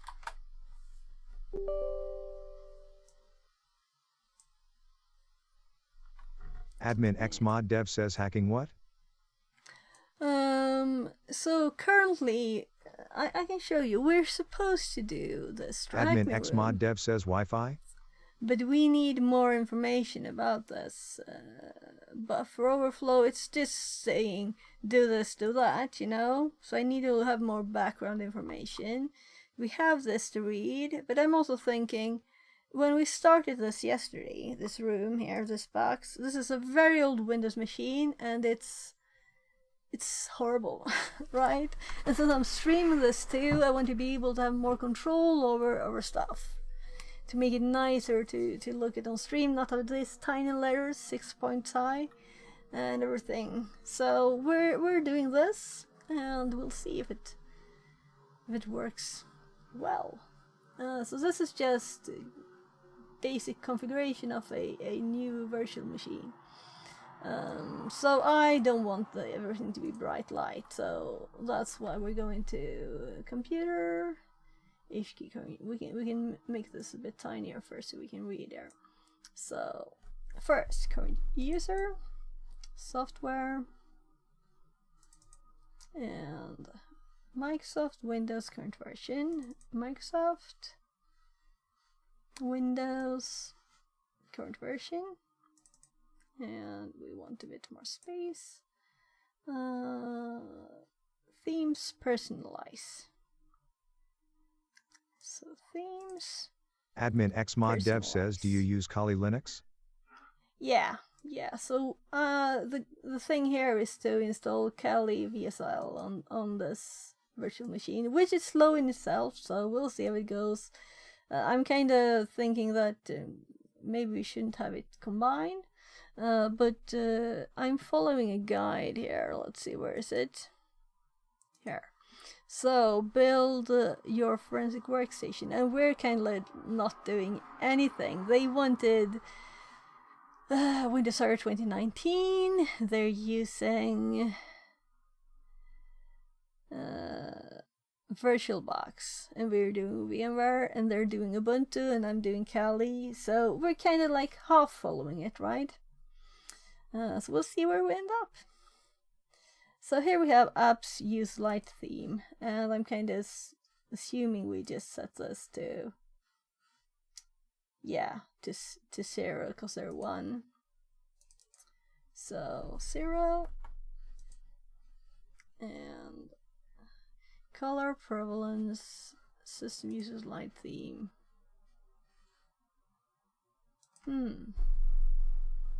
Yeah, so you saw this one hopped to dark. But if this system uses light theme, is supposed to be... Because we can't set something that's already 0 to 0, right?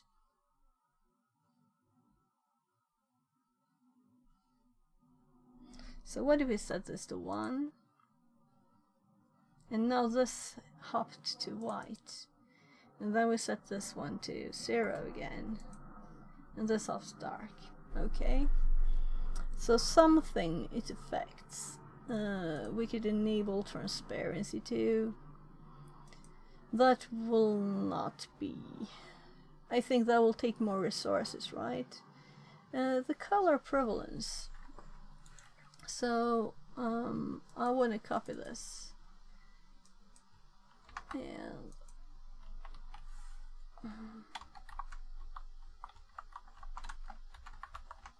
can we set the color here?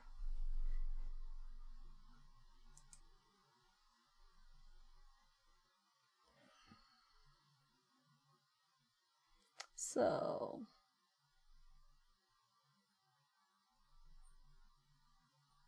color prevalence, set it to value 1.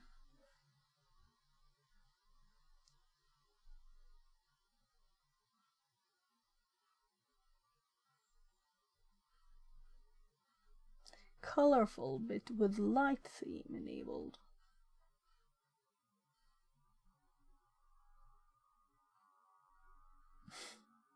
What? I think it was cute.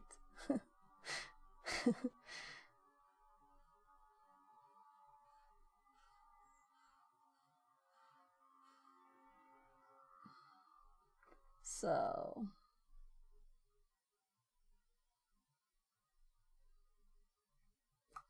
we could always just test it, you know?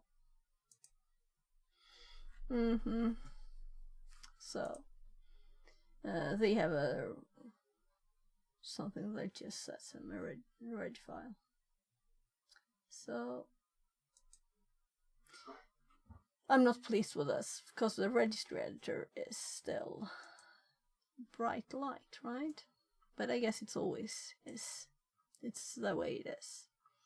But we got this one, dark, and I'm kind of not, that's nice. I don't want it to be bright light. So let's, now we can read this. Also we have dark here. So,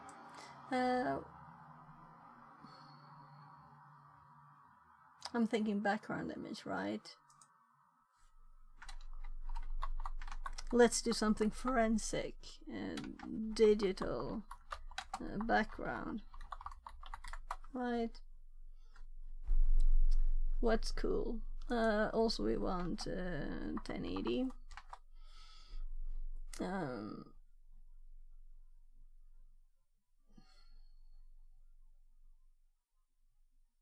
Let's also do like, oh my goodness, it's Swedish. So there's no setting here for that. We'll have to do it somewhere else. First of all,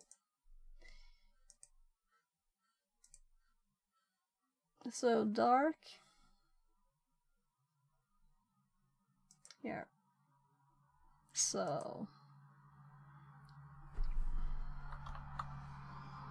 English. Let's confirm in Swedish. So we don't want it to be in Swedish, right? That's not very useful. I never have Windows or... I remember when I translated DOS, it was horrible. And Windows in Swedish, you know? Translations always, they're not perfect. It's so... if it was perfect, I probably still wouldn't use it, but it's not perfect. Yeah, so that's done.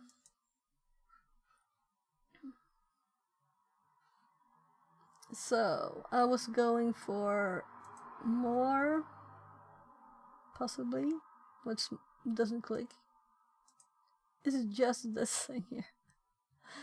Okay, so it's tools, all results. anytime, advanced search.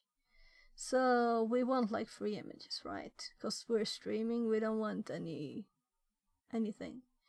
So no one should complain that we're stealing their images. So we have usage rights, free to use. Free to use or share, I guess is the lowest one. So we got a lot of coronavirus suddenly. These were not as cool, right?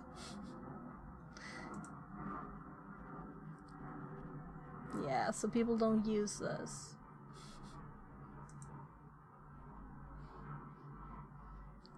We'll just use any image and forget that we knew about this. Oh, we're starting to get somewhere. So, find something. What do you think? Here's a few locks. It's kind of bright.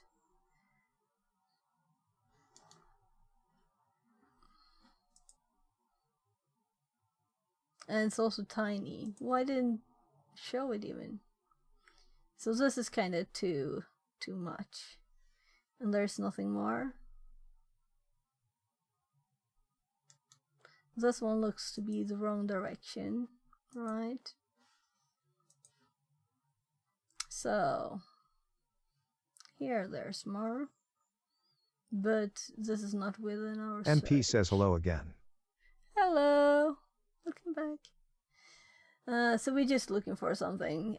I'm not hurrying this. We can take this image. Let's just take anything. I was trying to be nice here. So let's see what it shows us here. Might not be very, no.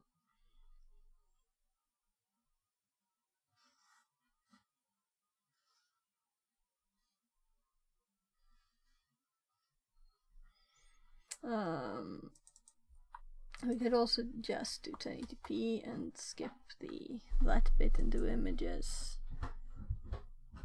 So it might help. Anything like whatever that's kind of not as bright, because I mostly don't want this bright light, you know. Digital fingerprint. Digital fingerprints. These are licensed. This one says licensable. I don't care what it is, I just want an image. Digital forensics. This is our Shutterstock. It will probably have stuff on it. And be tiny, yeah.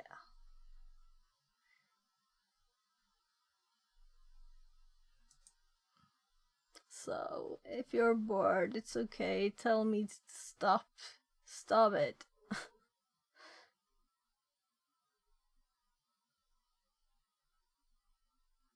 So, what's this?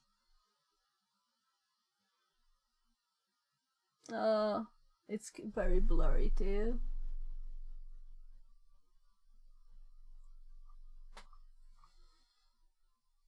We could just have something kind of dark and whatever. Security, key, locks and fingerprints. I'm doing THM rooms while watching, so I'm not bored. Cool. Great. I'm like, hey, watch? Why would I want that on my desktop? This kinda looks fun, but there's some text there too. I don't want that. We can have, this could be like a digital fingerprint, but it's green. I would prefer blue. This one's cooler, right? Yeah, let's just do this one. So, do we have set as desktop background? We did.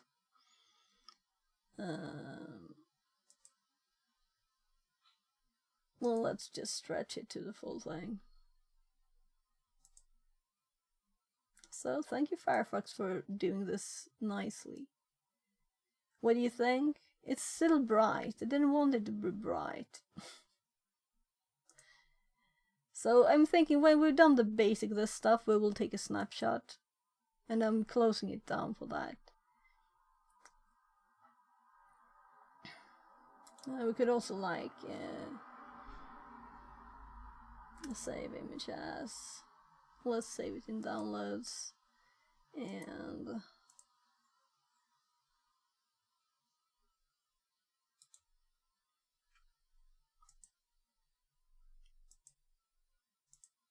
take a few more if I get annoyed at it. I kind of am already annoyed at it. So what if we stretch this one to the background? Is that better? I think that's better. The other one was too bright, right? So we have the other images there if you want to. So it's kind of good. It's okay. So we can close these and continue to the actual stuff, right? But the graphics is important. It's important to have things. Oh gosh, I was trying to drag that icon. So we want it down here. Annoying.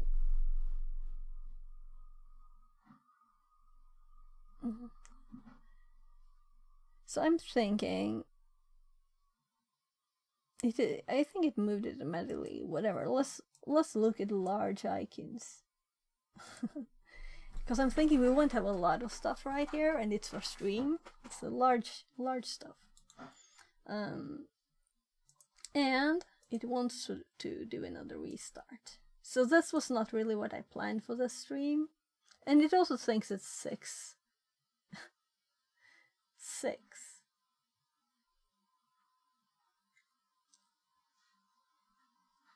So let's look at the time first. So we need to fix this time.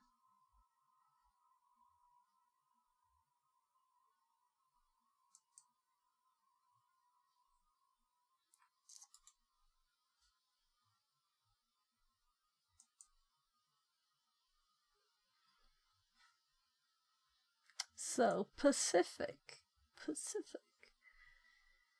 So I'm in Sweden. I don't want Pacific time. It's kind of odd.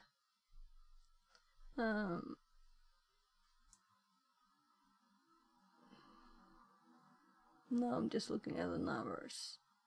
So Stockholm, there. That's where I'm at. So let's go back here. And let's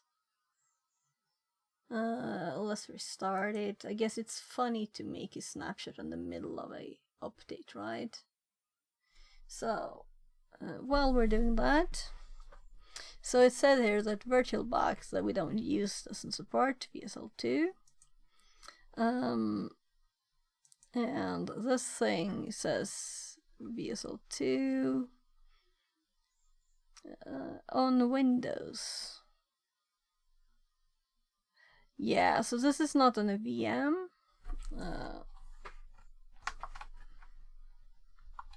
Let's do a new Google. So we want VM. VMware, we want Windows 10, and we want Kali VSL2. That's what we want.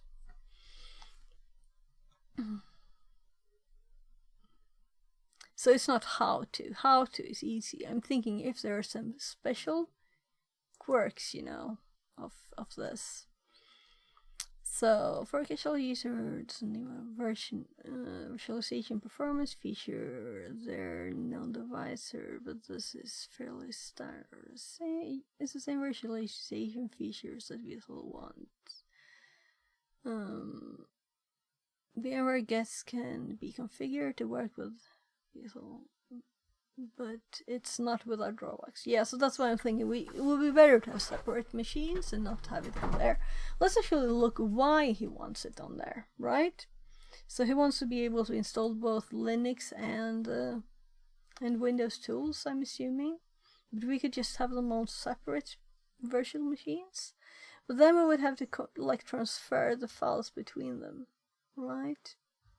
And that might not be like, we don't want them to land on our Windows machine in between, right?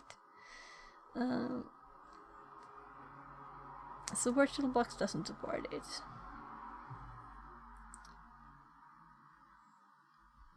WebPartial run. VSL, download it onto here. When downloaded, rename the package to zip and extract the archive. Install the app64. It's restarting the Windows machine now.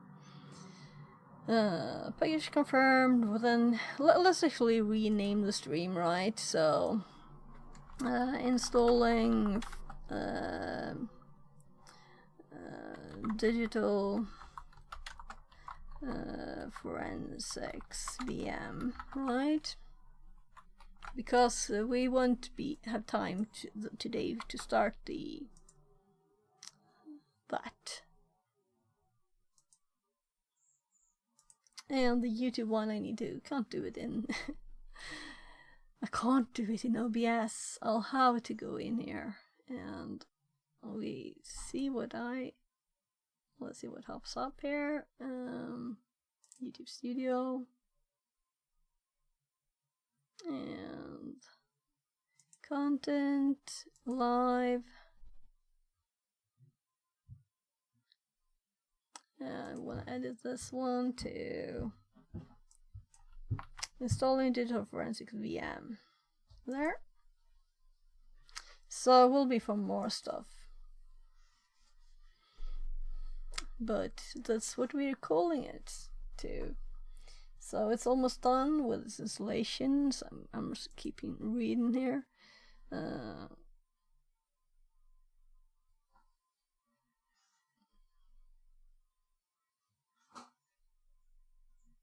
So I'm like, why does he install it like this? This is such a complicated way to install VSL. I mean, Windows, you can just click to install it, right?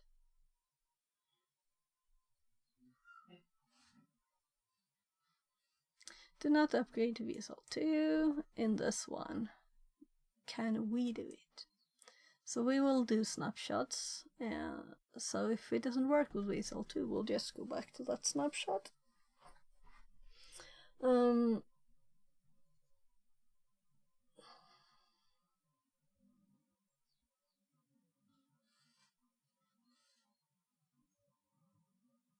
97%, 98% complete in updates.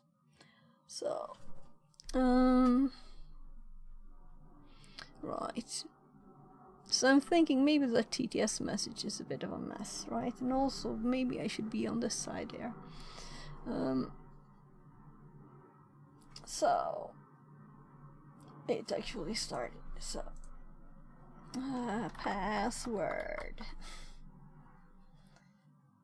So, and also when we cloned this machine that was intended to test my Python course, it has this username, which I guess is okay. And we have our background. What is this? What is this? Oh. So, how do I remove this thing?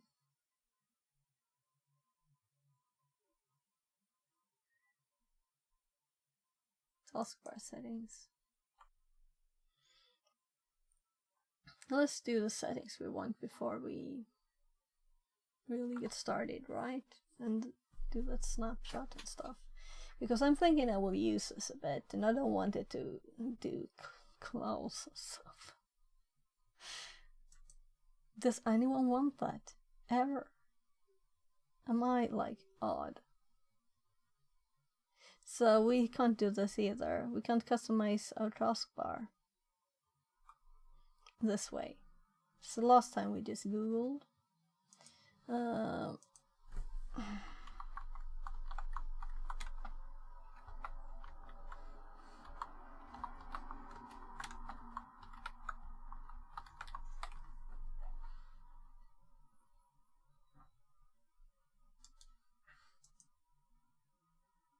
So there was a Microsoft one too.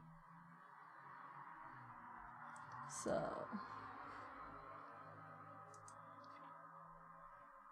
where is it? Tarpo setting. So now it's I'm not annoyed by the bright light around this window, though this is still bright.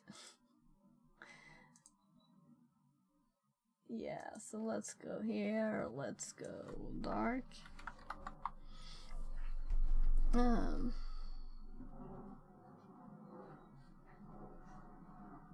No.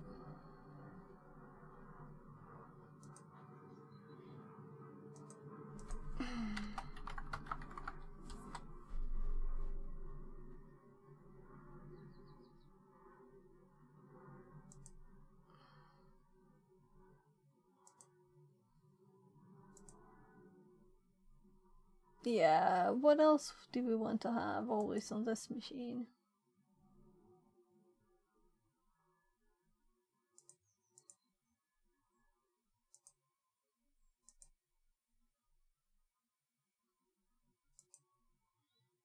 So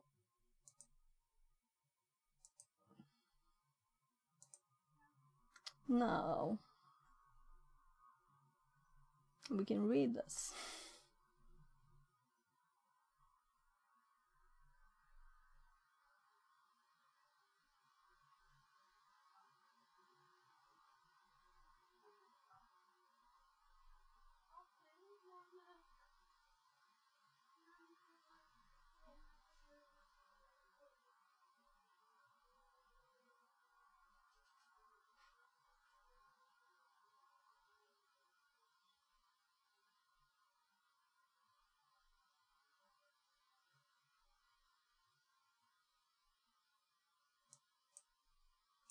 So here we have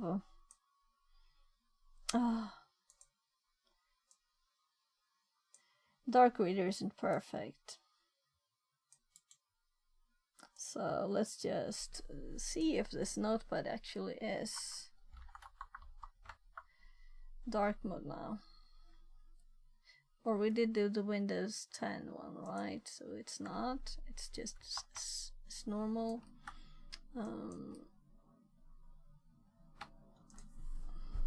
Right, I should make this bigger for stream too, right? And I should hop over there.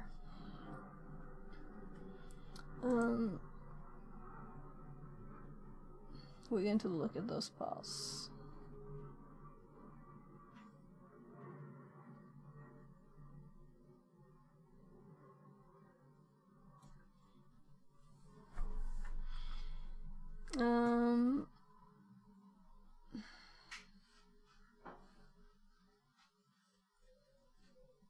Yeah, so I should probably do one thing first and next one after that, right? So we won't radiate it again, and this time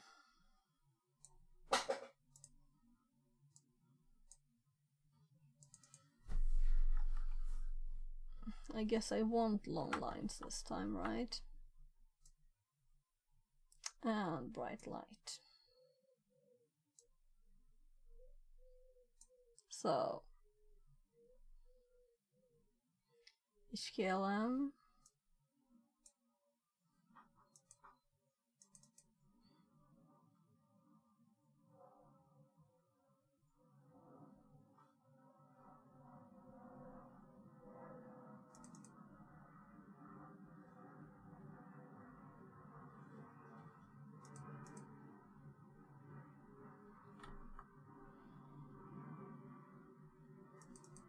we could type it or copy it. Should we do that? We can click a bit more.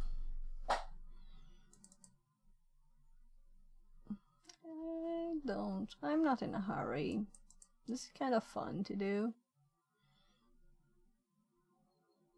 So here in advanced.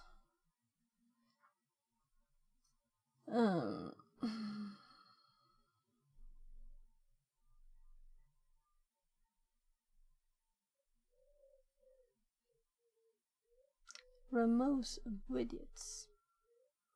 Removes chat. Start menu alignment. We can play with this. And it will remember where we were next time, so we don't have to remember it.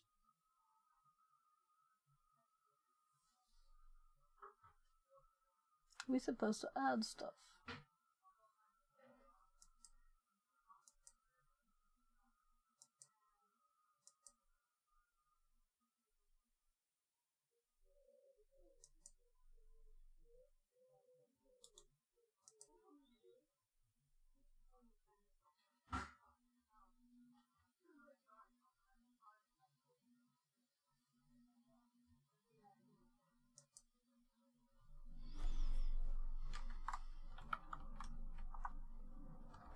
Let's see what this does.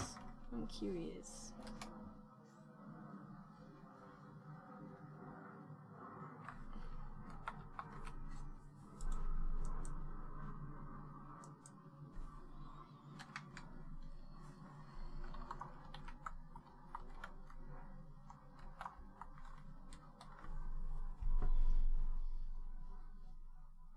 We don't need the alignment changed. I'm curious what this does.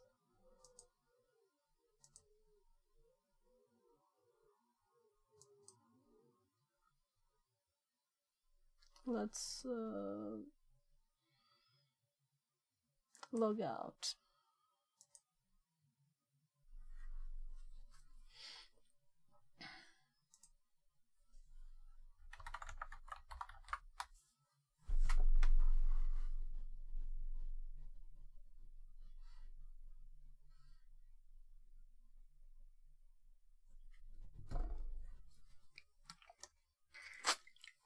We might also put it on the wrong place because we didn't put it in default. So this didn't do any change. But it's fun to play with this, right?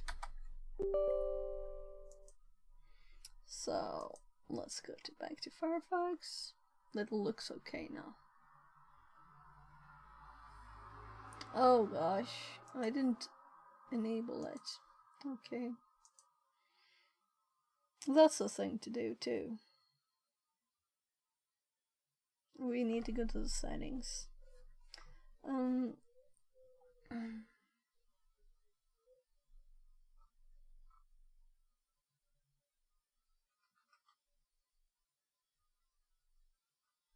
So here they have it under current user too, right?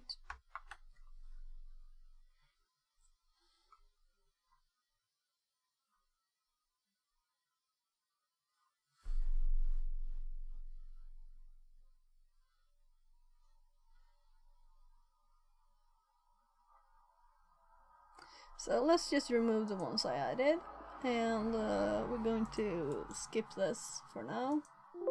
It's not hell on earth to have that there. So I don't think it's worth it. We should continue doing useful stuff instead.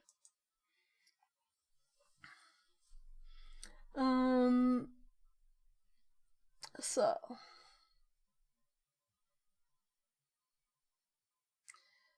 I'm just not reading aloud all of this. It's not really useful for anything.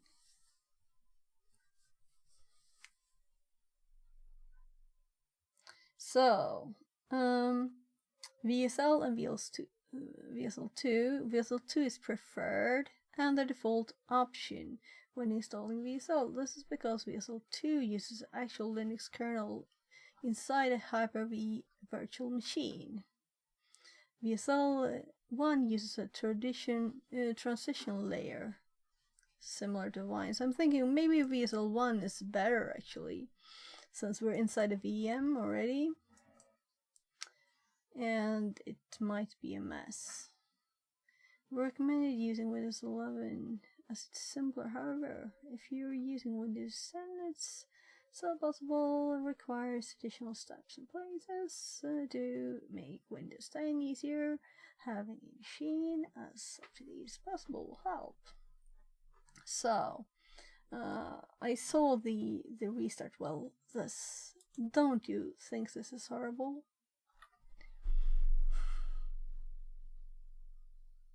So, why would anyone want this? And why does it keep popping up underneath this horrible thing here? I don't even know how to get rid of it. I right-clicked. So...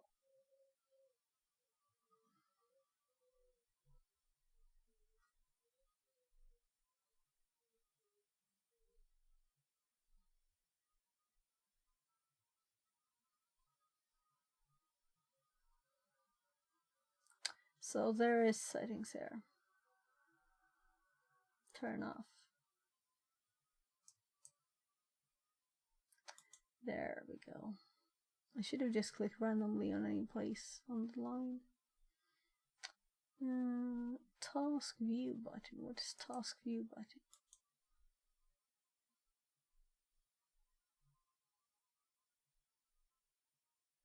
Is this this thingy? Anyway, let's check, before we install anything, I want a clean, like, snapshot that is up to date. So let's check that it's updated.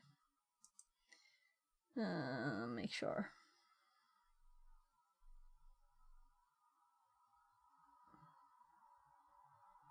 Yeah. So...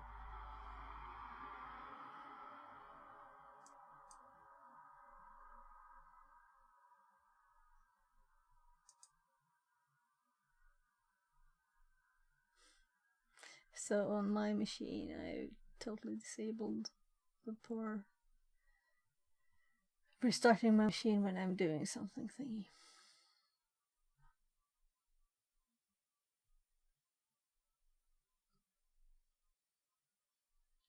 So let's read more meanwhile, right? So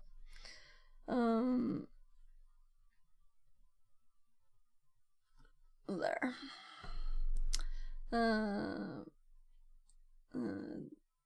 Do not use the new Microsoft command VSL install, since this is going to install VSL 2, which won't work with VirtualBox, which we're not using. To check if you have VSL 2, VSL version. So this is how easy it is, right? But they don't want us to do it, so configure the Windows environment. This is why we'll make a snapshot and then we'll just try VSL 2, and if it doesn't work just perfectly, then we'll try VSL 1 instead. I'll set a time zone for what? The following settings are digital forensic best practices that should be considered when setting up a forensic workstation. So the time zone to UTC, important. This is a general best practice for conducting forensic analysis and ensures that standard time zone is being used across all tools. It also helps to... Yes, Gaban? Okay, so my kid's calling. I'll be right back.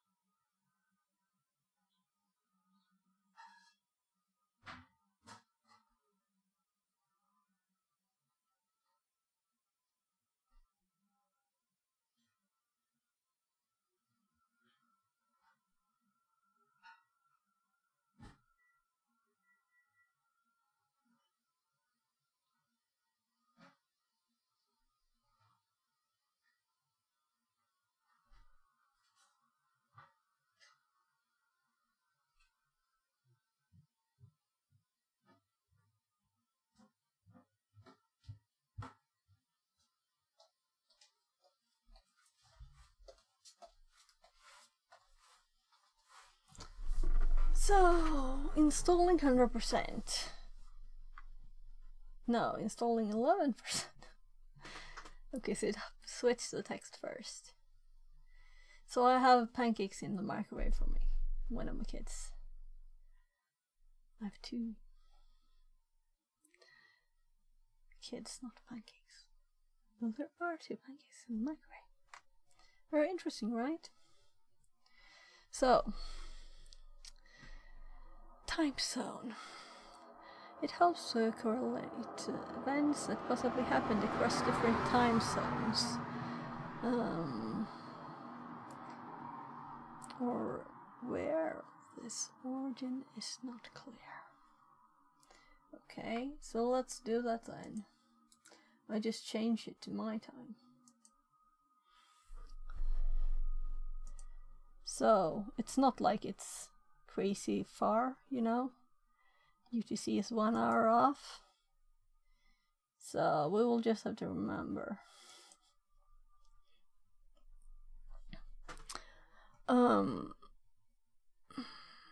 So we have done this one. Configure Windows Explorer to show hidden files. Yeah. That we can do too before restarting it. So now I'm just curious.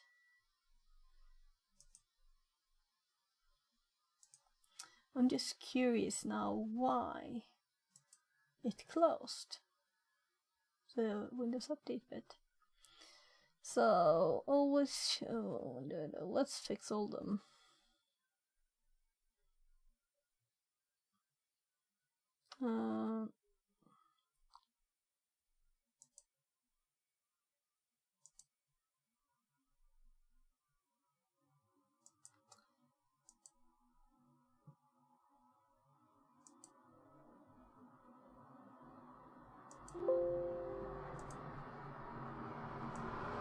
So launch folder Windows in the separate process, restore Windows.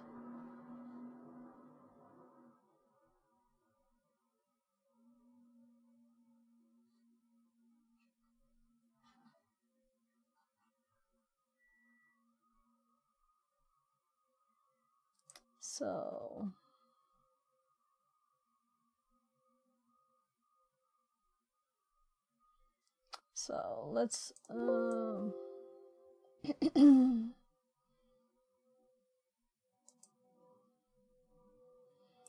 there, meaning we also show desktop ini twice, but that's stuff you just have to live with, right? Because you can't remove them. Actually, maybe we should do an exception just for the desktop folder here. Right? We can do that.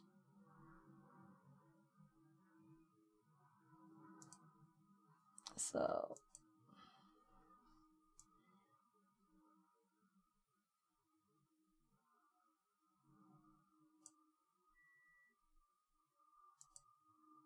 we'll just do it, right? So there. All the other folders we should see everything in, but desktop we don't have to. So let's see what else. By the way, since I'm going downstairs, I'm thinking, let's check why did this one. Why did it turn off? Did I close this window? It's 44% here. So I'll go and get his pancakes. The microwave beeped.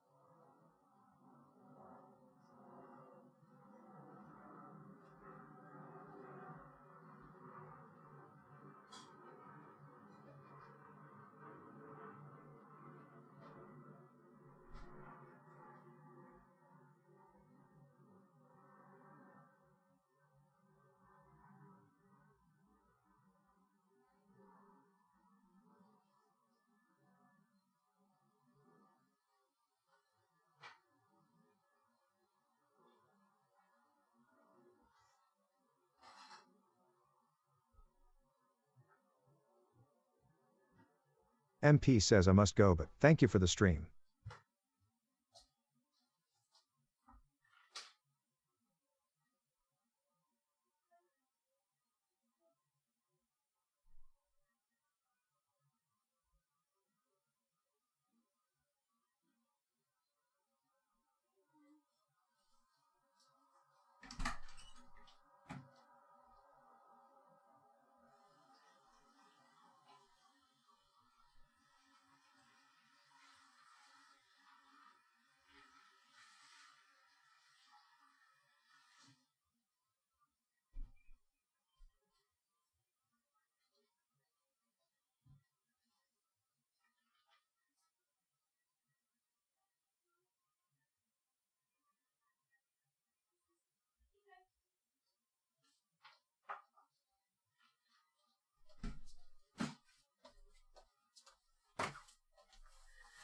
So there. Thank you for being here, MP, if you're still there. See you next time. So we're 74%. Let's continue, see if there's anything else we can fix. While, because this is not like what I'm snapshotting before is the installation of VSL, right? So we can fix other stuff. It's not like we have a fresh machine. Snapshot already. Thomas Beinchakpo says, best viewers on, web link. I should fix that so those don't get there. I should, I guess.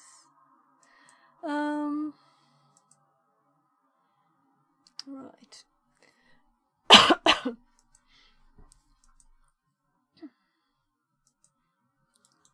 So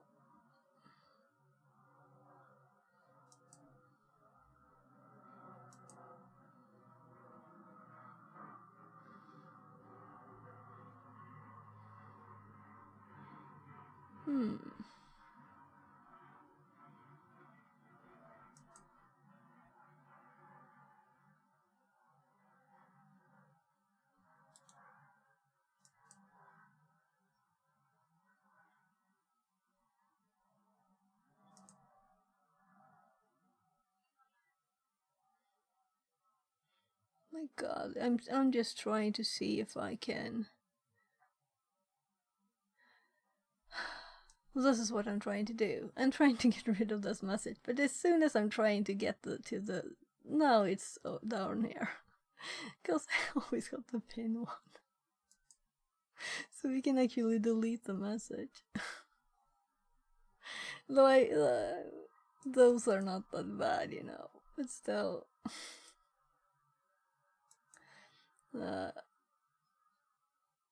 I thought I'd do it. I'm going to make that automatic. So, we currently have a restart to do. So, let's do this while we read on. So, show the files, yeah. So, create C cases and the C tools folder for evidence data and tools respectively. We'll see what we do about that. Having your folders in the root of your files doesn't save you from typing long pause. Yeah, I agree.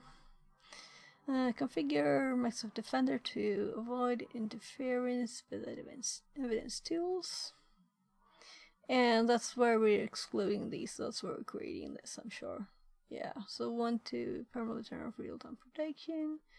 Disable disable cloud deliver protection and automatic sample submission. Yeah, of course. So we will do this when we're like back. There's no more of these basic things. Include your working directories from Defenders. Where is our third protective scanning? So that was so annoying. I had some files I wanted to put on my machine. I had to go and do all this. And then I want to activate it on my machine again, you know. Not my exclusion for some of the stuff, like my Obsidian nodes, where it's reacting to stuff all the time otherwise. But the real-time protection. Just transferring some files from my my Kali VM to my Windows machine to bring them when it was going. I just connected the USB Drasty Warrior says hello. thingy straight to the Kali machine instead to fix it. Hello. Kitty says. Noiki one lurk. I know. Translated from Indonesian. Drasty Lord. Warrior says gotta go. Okay, have a great day. So we're going to Drasty Warrior restart. says have fun. Thank you. This is not very fun though, setting up the system, but it's like an important thing to have it done later. So I didn't have to do it on stream, but I don't have much of a time that I can sit by the computer and do the stuff, so why not do it now and have some company? Drasty Warrior Hi says hey. Noiki one hi. Translated from Indonesian. Ha det bra.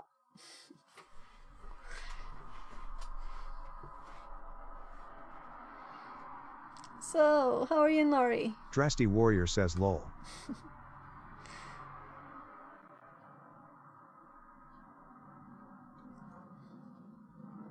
So the machine is restarting here. I restarted it after the update.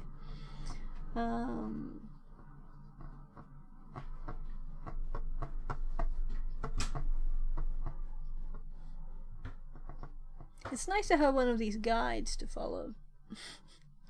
Oh,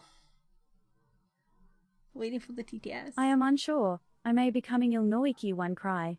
Yeah, you're not supposed to become ill. You're supposed to be great. You know. Yeah. So sending some energy here. So this was kind of pretty image, right? I like it. So password. Here we were safe and secure. Have the best passwords. Aiden says. I zoned out for a little bit there. Have Drasty you got Warrior says WSL Jagger working N16 yet? a ring so maxa Tom. el skar at skapa saker pa egen han men sakner kodnings for mega dot beskrivning. So I'll answer the Swedish message first. I'm a 16-year-old who loves to create stuff. But Drasty Warrior says we don't get these don't lock have screen any here. coding ability, right? Don't have this lock screen. Okay, you're supposed to really. Otherwise, you have even less security.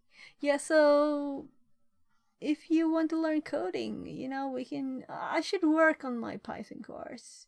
The question is when. So I gave you the link to the other Python course, right? I think so. The other stream. So I'm thinking this will be kind of pretty, right? We can just have all the tools like the whatever we have that is UI based here, and let's just check again Windows updates because I just wanted to finish. Drasty before Warrior we says take yeah. The snapshot. Drasty Warrior says I saw link. Yeah, great. Drasty Warrior says da before yesterday. Drasty Warrior says well. Yeah.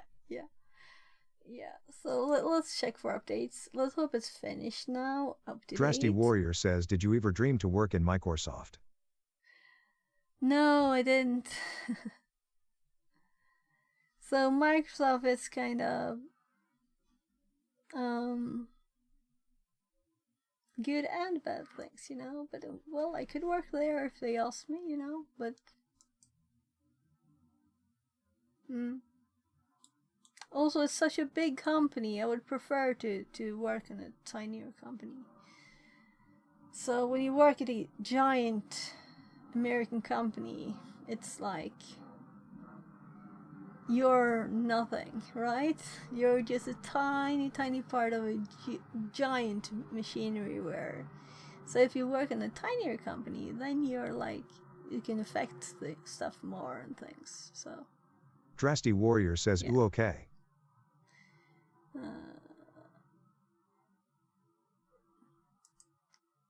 So, no optional?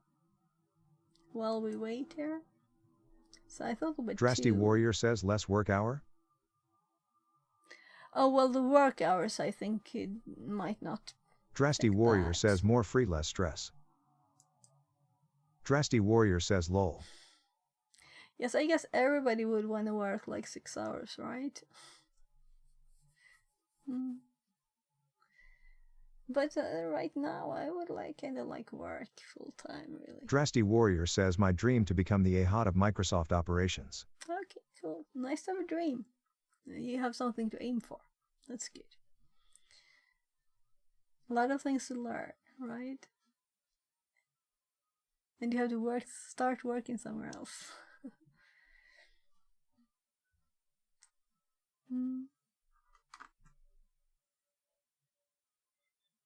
So, there it is. I was thinking this will be kind of quick.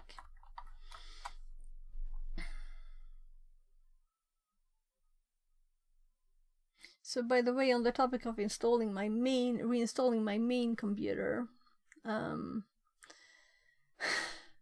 Kitty says, Drasty it's Warrior working says better yeah. than it used to. Where is other TTS coming from? It's YouTube. The other one is YouTube. So I have a StreamerBot, SpeakerBot from StreamerBot, over there. So I would like to use Security Live CTS for YouTube too, but I don't know how to, and I don't want to annoy him right now with questions. I'm hoping he will. Hi feel YouTube Noiki1 hi. better and start streaming soon. Let's see. So, right. I think we're actually let's look again. It's Windows after all, right? Might be an update and an update and an update. So we're sure, and let's not turn off Defender yet. Let's do that snapshot and stuff. So it still says here this PC doesn't currently meet the minimum system requirements to run Windows 11. So this one is up to date. We have a background. It's kind of like the basics are done. So I'm thinking we're shutting it down. We're taking a snapshot when it's shut down. Why did I do that? I was going to click there, shut down. So as soon as it's shut down, and these take Drasty space Warrior too, says of don't say course. like that about Microsoft. It's gonna be my future company lol. Yeah, but I don't mind it if you want to work at a big company, But to get that job, you need to do other jobs first. So I didn't say anything bad about it, did I? So let's take a snapshot here, and let's call it before. So actually, basic settings done. Settings and updates. Drasty Warrior says yeah. And set BG. Drasty Warrior says nah. Drasty Warrior says I like JK around. Also, we set the time. Set time to UTC. Let's take the snapshot here. And let's actually check my hard drive space currently. So we have 99 gigs left on D where this is. So let's start it again. And now we're going to do USH2, which they don't recommend. It's starting Windows there. So let's go back up because we didn't do this, and they're saying don't do this, and we'll do exactly that because we're not on the same hypervisor. We're not using VirtualBox. So we're going to test to install it.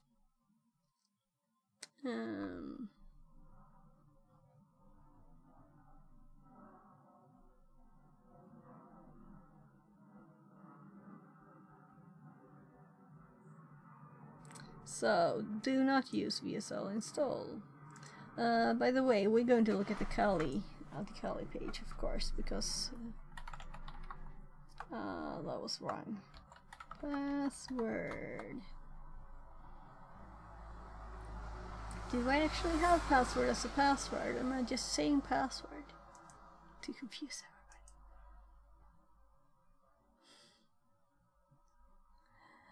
everybody? So yeah, I was actually thinking, should I stream on like LinkedIn too?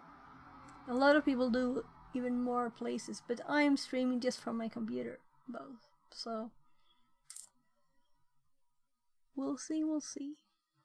Maybe I should start like sending I'm streaming thingies, but that will also be annoying, right? 'Cause they're every day.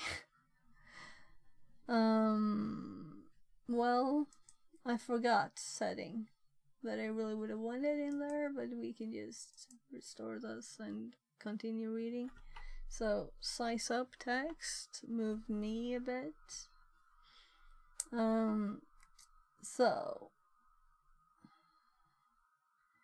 our recommendations for getting Kali VSL2. Open administrator command prompt and run this. Yeah, sure, let's do this. So DISM-EXE. I don't think I've used this before. That means we're going to do notes, because I've used VSL command, but I haven't used that, I think. So,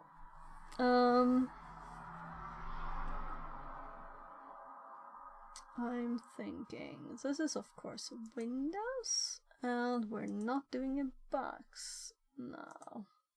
So let's close the boxes a bit. So these are my notes, and they're public on GitHub, and my GitHub link is in at least on Twitch. I'm thinking where to put this.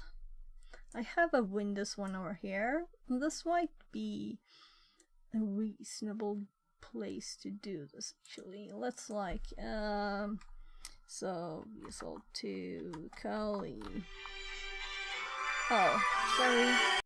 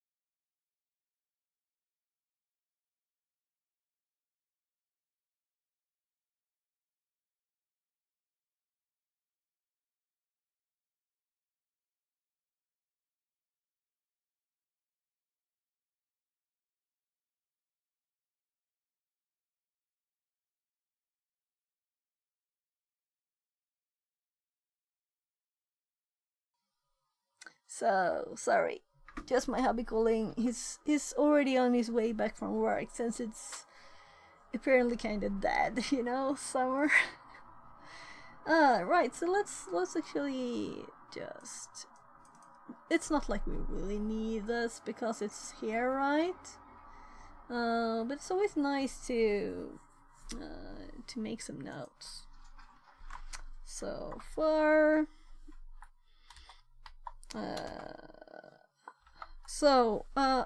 actually on VMware is the thing here, right? Right on VM. Well, this is a long name. That's a long name, and I can't spell Windows. Windows. And we could like do like Win10 and install. Whatever. Let's go for this. For forensic. We don't have to make it capitalized. Forensic. VM. So we'll just put everything we find here, right? So let's start with running these. So I'm just copying these to the notes. And apparently I failed copying. Or yeah, so the second time it worked, meaning it wasn't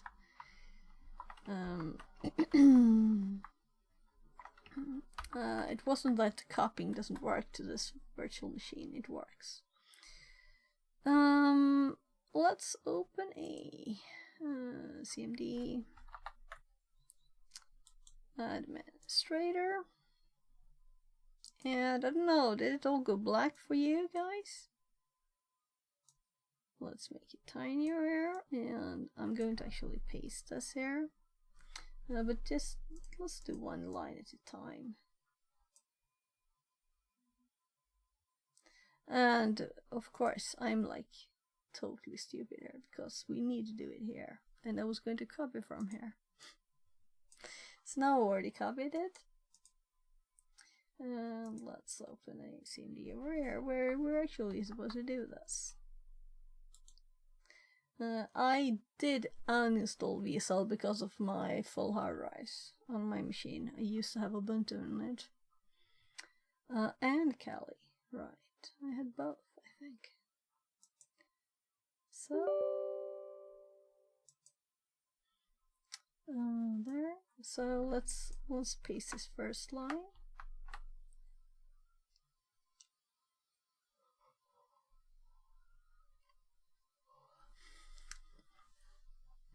So if this machine dies, we have our snapshot to fall back on if we can't log in anymore.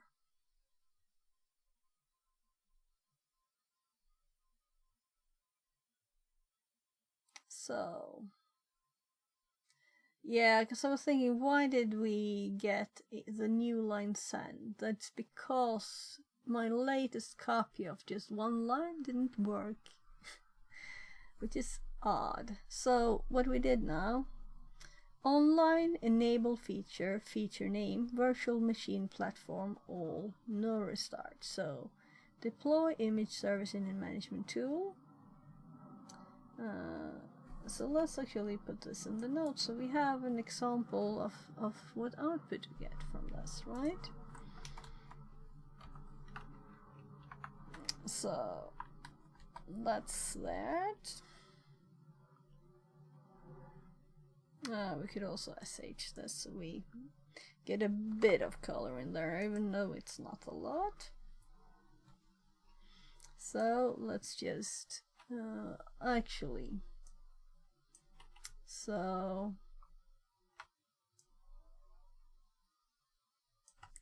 a bit bigger, right? Is this good? You can see what I'm doing.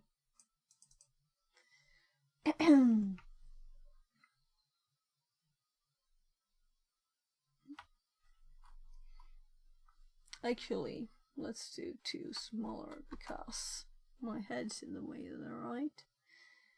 So deploying, so the command is online enable feature Microsoft Windows System Linux all deploy image service and management tool. Operation completed successfully. Restart Windows to complete this operation. Do you want to restart now? Yes, let's restart. And it reacted to just the Y there. I didn't have to press return or anything. So the problem here is that we didn't screenshot that. Oh well. Or like catch the text.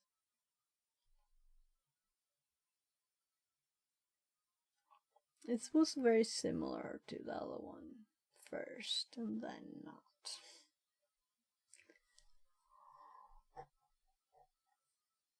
Ooh. So it's restarted. This is a nice thing with VMs. They're kind of quick to restart, right? No hardware in the way.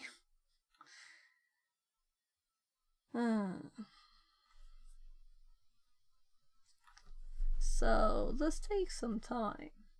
Did I say it was quick?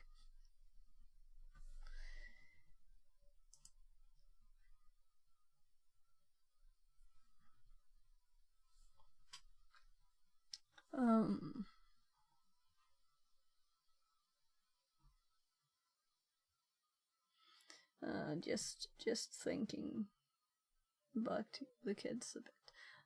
So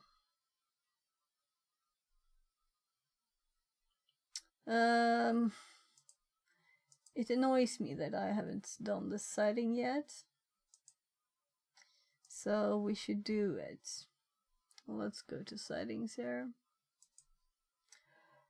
And go open previous.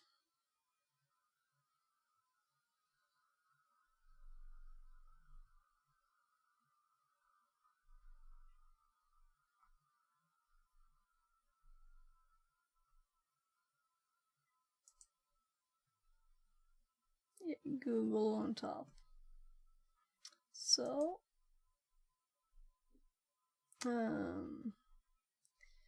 restart when prompt. Download and install Visual 2, a Linux kernel from here. Yeah, because I've seen this when I've been downloading stuff. Restart.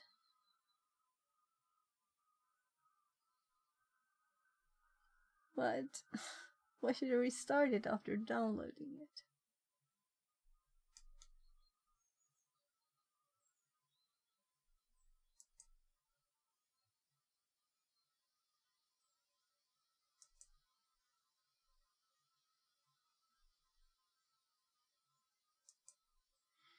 The Linux kernel update package installs the most recent version of VSL2 Linux kernel for running VSL inside the Windows operating system image. Download the latest package. VSL2 kernel. Madam Fabulous says, GM. Hello. Good morning. Yeah, so I'm thinking this is why then anyway. Run the update package downloaded in the previous step. Double click it to run. You will be prompted for elevated permissions. Click yes. Improve this installation. Once installation is complete, move to the next step. VSL setting. VSL2 is your default version when installing new Linux distributions. Yes. So I think that this is also in here, right? So and I'm also thinking that this link we want in our notes, right? Because this is what we have outlined. Download it and run.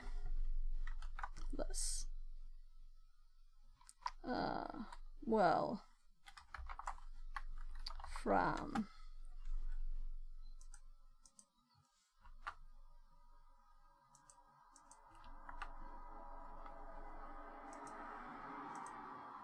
so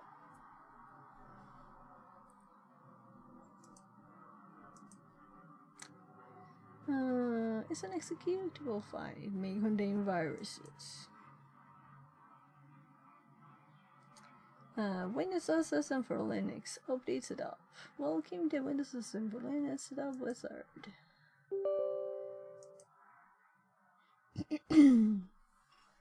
Click finish button. Right, the thing is that it said restart, so I guess we will restart, right? Instead of following these steps. Yeah, install your distribution of your choice or whatever. Since this wants us to restart, I guess we will restart. So Windows 4, Windows 5, 6.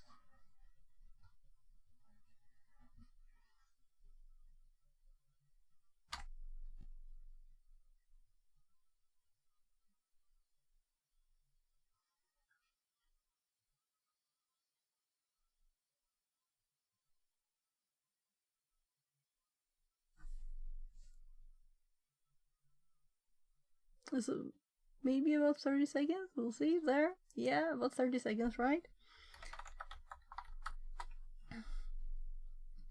That's kinda okay. So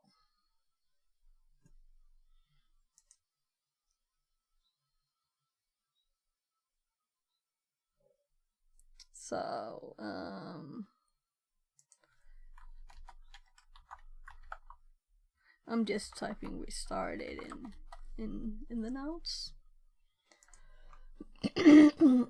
What did I click? So let's set VSL to as default.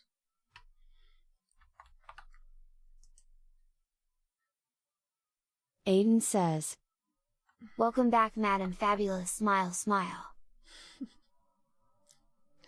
Madam Fabulous. Yeah.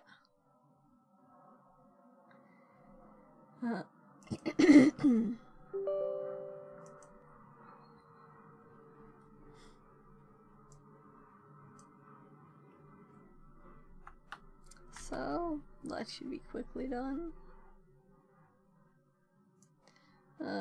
Let's actually put this to in the notes. We only missed a bit with the restart here.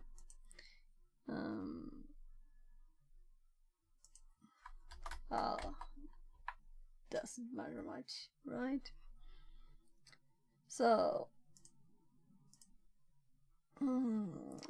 install from the Microsoft Store Kali Linux. Note if there's an existing Kali VSL 1, upgrade it by running such version.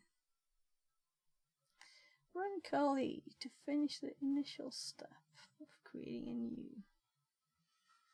new. Okay, yeah. So we're going both installation instructions here. Because I'm thinking these have a okay, MS VSL Store, and this one was different. This is Kali specific, right? But it's still Microsoft Store. So let's copy this link to the notes quickly there.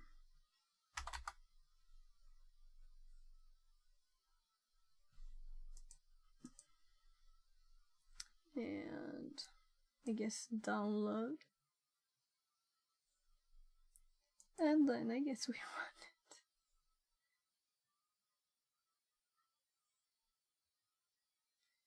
So I didn't, when I installed it, I didn't do this complicated way.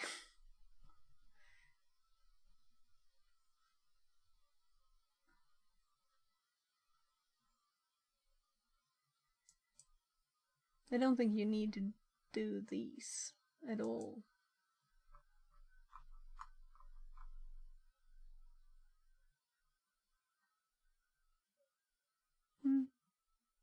I think you can like install it in Windows somehow.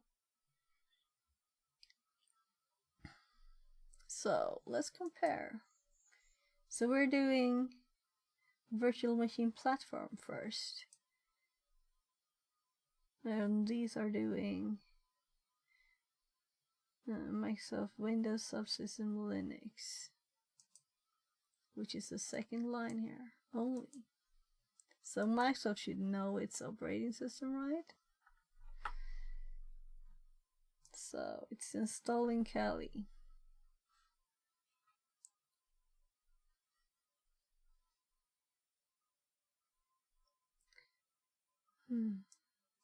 Oh.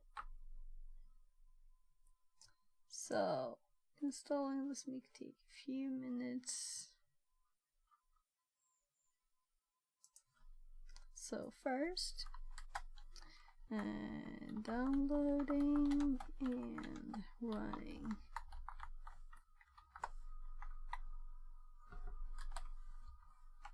And we're going to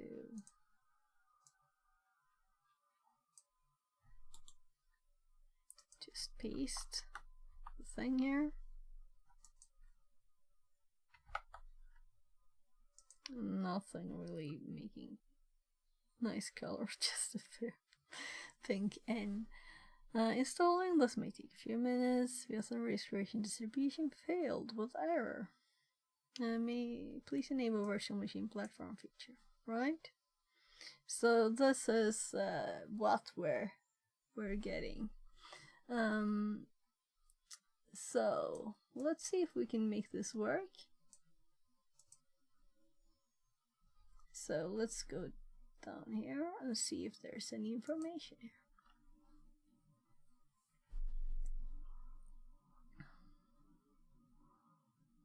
Yeah, so here you have manually installed for older versions, and we had installed VSL, so we could probably have done like a quick way. VSL installed, yeah. So this is all you have to do really, right? Change the default installation. So you don't have to do all of this thing if it's a normal machine. Set version, distro name to merge set version.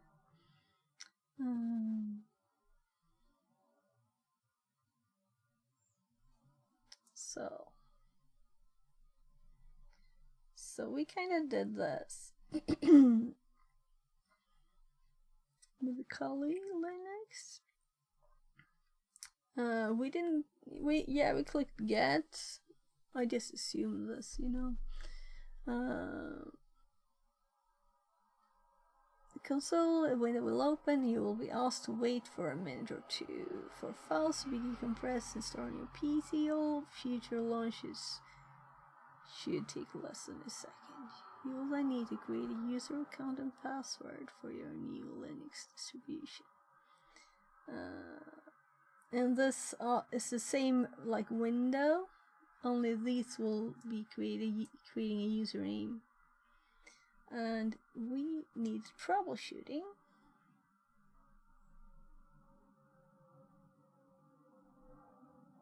Just quick checking here.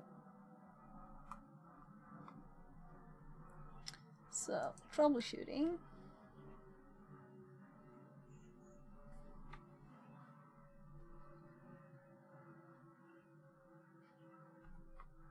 So, we have this one too still up. Let's close it.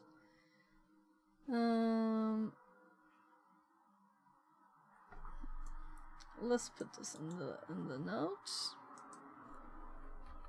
I'm just pasting it there for now.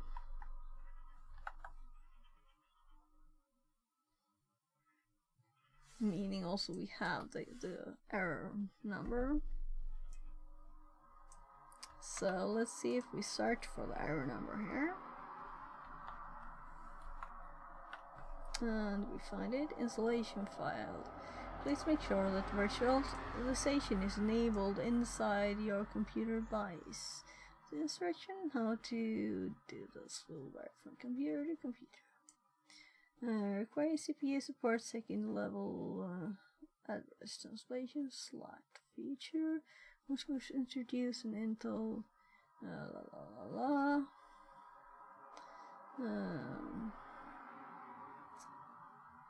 You will not be able to run VSL2 even if the virtual machine platform is successfully installed.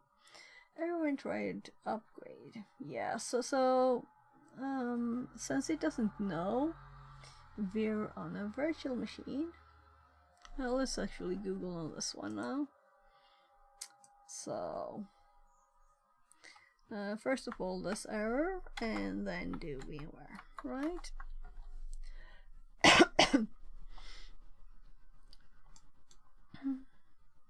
So it's so funny that we got documentation from Microsoft on GitHub, but now we get an error message.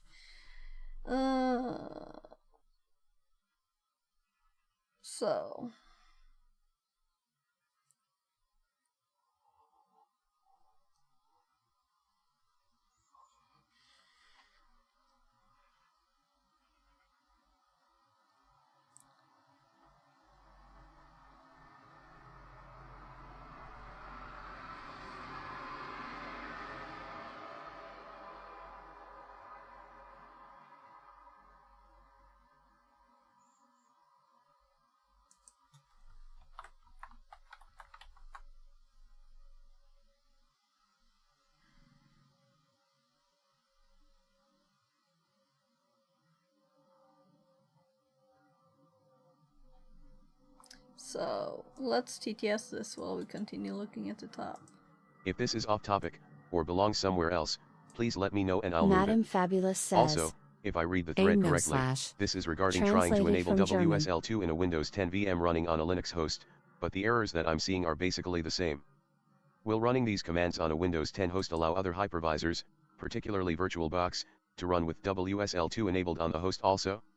I've found that enabling the virtual machine platform functionality for WSL2 on my host machine, specs below, gives me an error in both VMware Workstation 1.2.5.6 and VirtualBox 6.0.8 R130520, Qt 5.6.2, that virtualization is not enabled in the BIOS even though it is.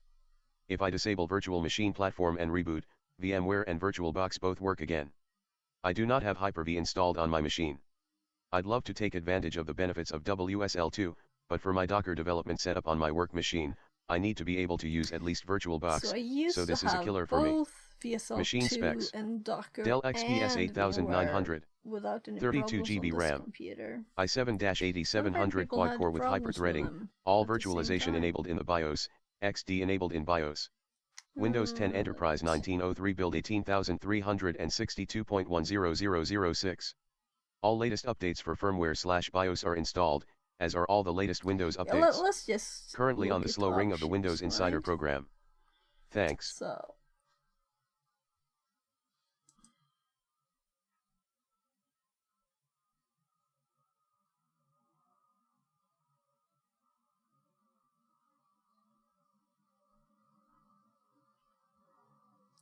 So I think the other VM that I have, which won't start, that's not mine but downloaded. I think we might have to do the same things. It's these are settings for this one.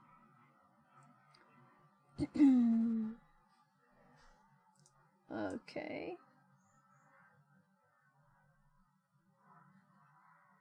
It is 2 gigs memory.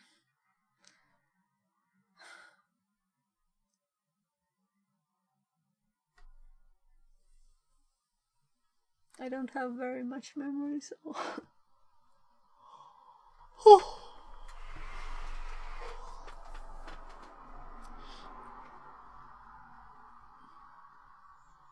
oh, this one. Why is it still there? That's the installation.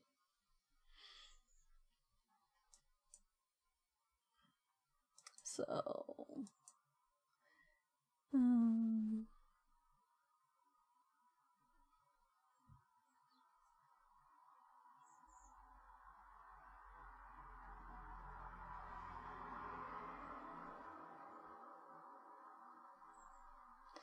So let's actually turn it off.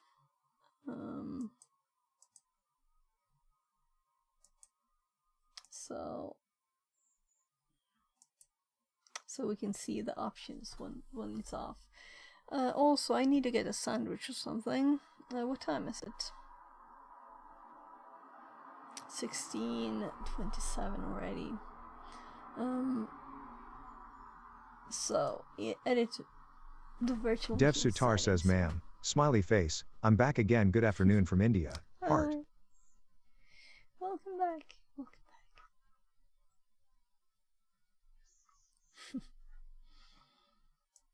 So let's see here. So we have options here, general options. So it is a Windows system, working directory. This is a power, shared folders, snapshots, auto protect.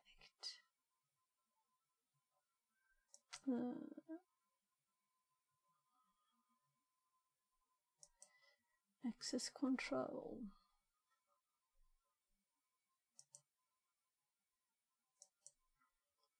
Encryption. Viewer tools. We don't want to synchronize timeline because we're supposed to have UTC on this one. Tool updates.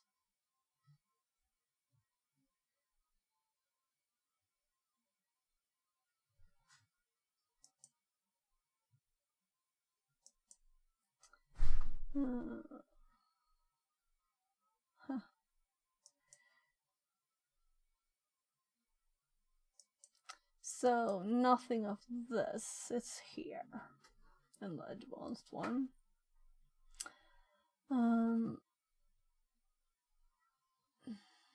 If it's log virtual machine process vertically, enable template mode, clean up disk and shut them down, disable side channel mitigation. Enable side channel mitigations, enable virtualization based security support. Changing firmware might cost. Okay. Yeah, so I think my hubby just got home too. He called, you know. We're going to continue looking at this. I'll just go a second. Let's see. So, well, this was apparently not Windows VM.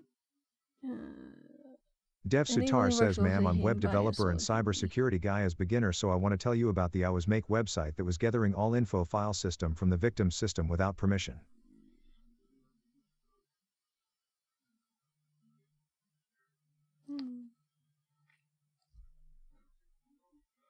Okay. Okay, yeah. It's bad if browsers allow you to get data. Wait a second, I'll just go and talk to you.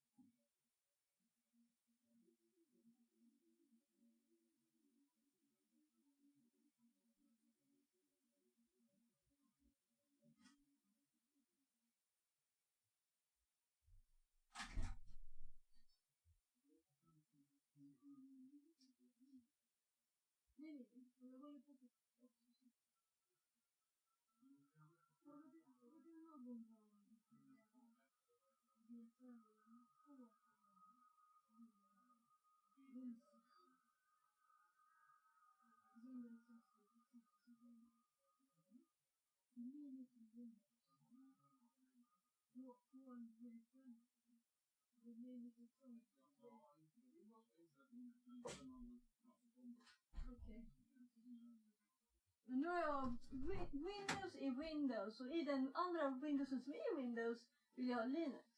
Så jag fattar inte grejen. Därför att jag ska göra en forensic maskin som har alla toolsen liksom.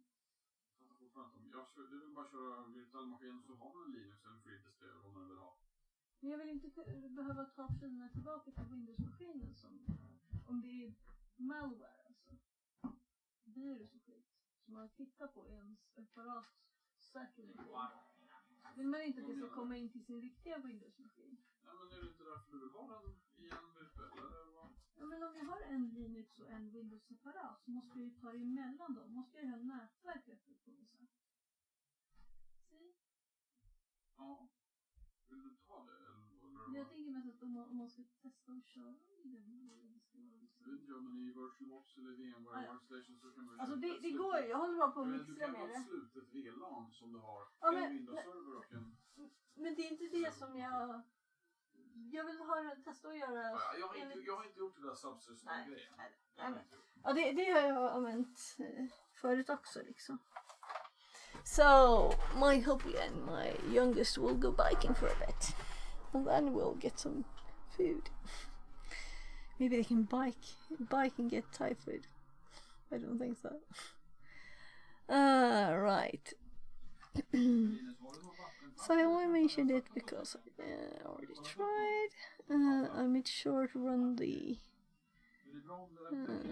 enable Windows option feature online feature command. Of course, it gave me an error listed above and I attempted to initialize Debian. Make sure it says visualization enabled on Task Manager Performance tab CPU. Okay, we can look that on both our machines. So, oh my god, I should get a sandwich too, right? Because it will take a bit for them to go biking. Yeah, I'm sorry. I will just go get a sandwich.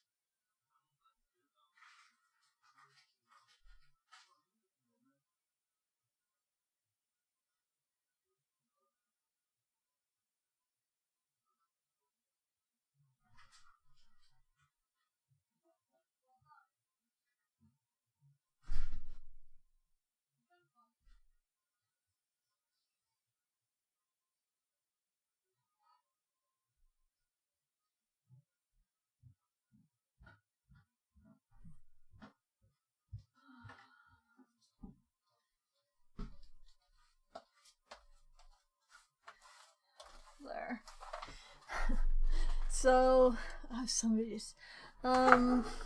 This morning I ate yogurt with muesli, and I took too much. I couldn't finish it. Quite a lot left. So for lunch I just finished it. The kind of muesli that don't really go bad from waiting a few hours in the fridge. Anyway, so I didn't really eat real lunch, so that's probably why I'm so hungry now.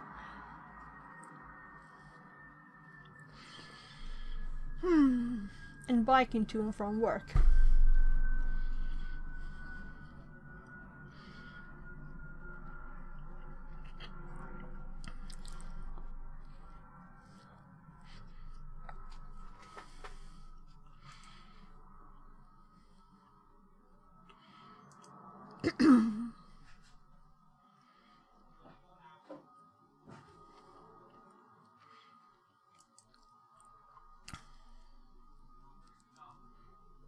Va?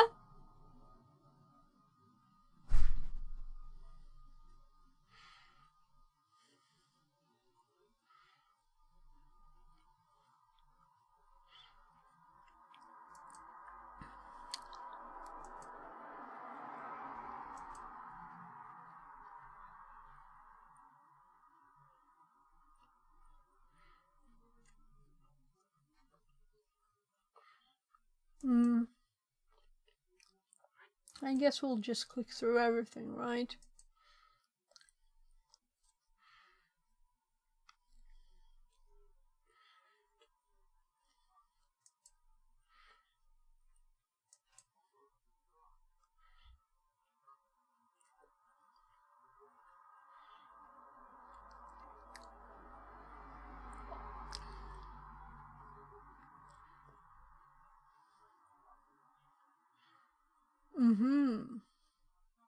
That's too much.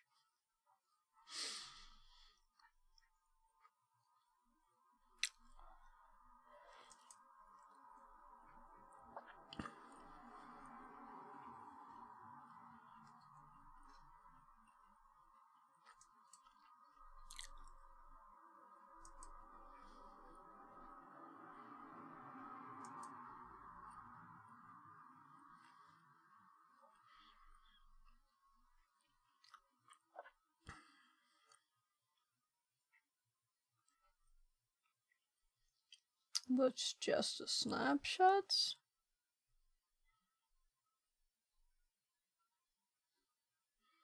Hardware compatibility.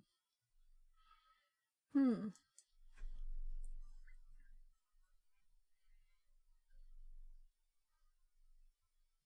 wizard. Okay, that sounds advanced.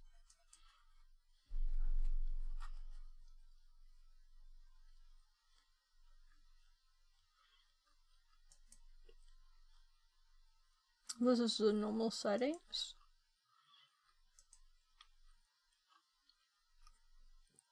So I've seen more settings. Where did I see them?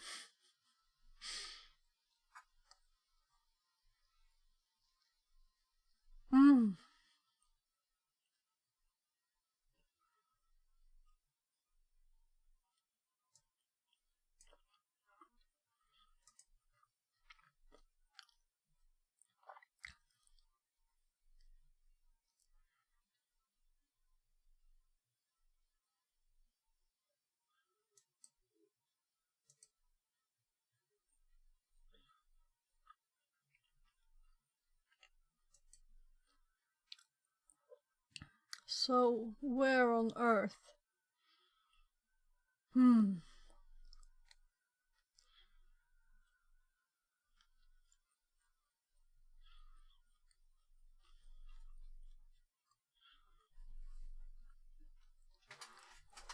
I remember having more, you know, what?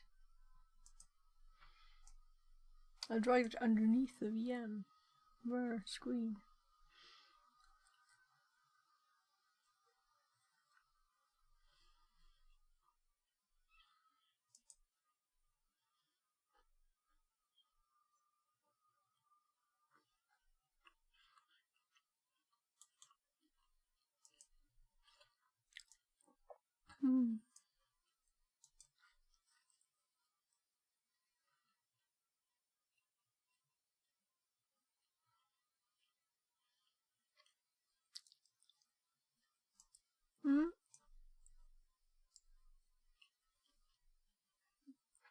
Let's look at this thing on the VM, right? Neovimispus says, Hi.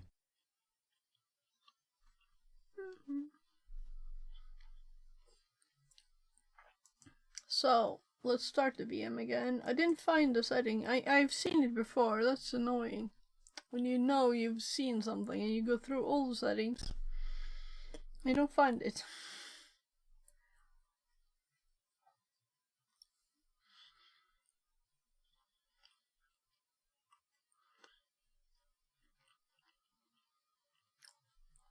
So this is why I want a new computer, right?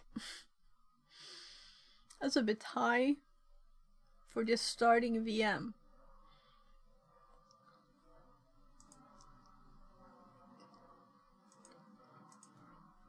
That has 2 gigs of RAM.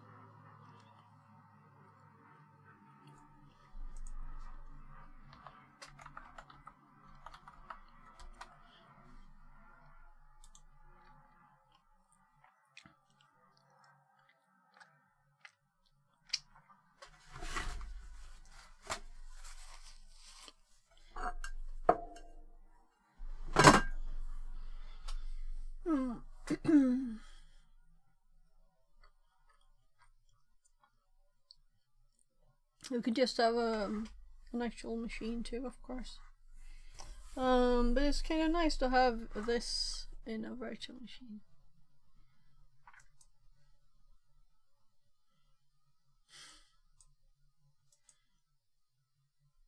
Nothing is running. Yeah, very much so not.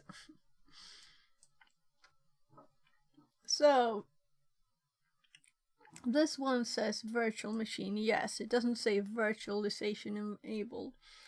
So I guess we might need to trick it, you know? It knows it's a virtual machine.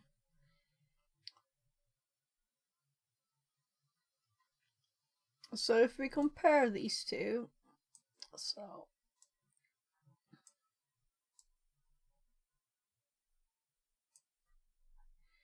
we can see the differences here.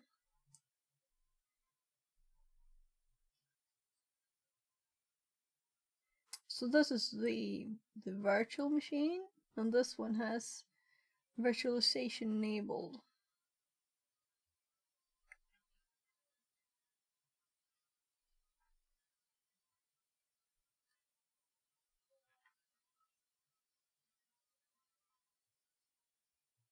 And also this one isn't doing anything, but showing task manager.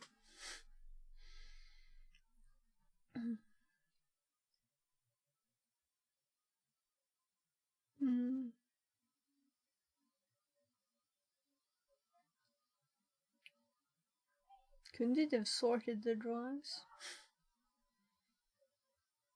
There you can see HD, HDD, SSD, USB.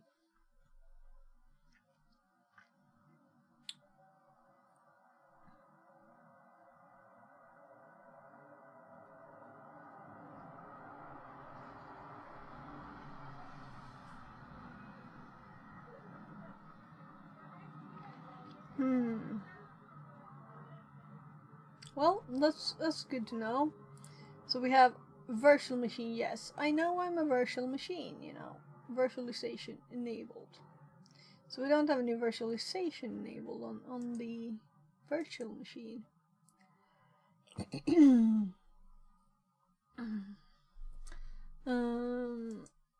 Let's see if someone writes anything more here.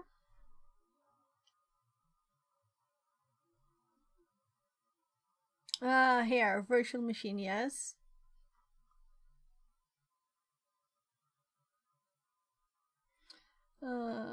Also, when I run system info, it tells me Hyper-V requirements has been detected. Features required for Hyper-V will not be displayed.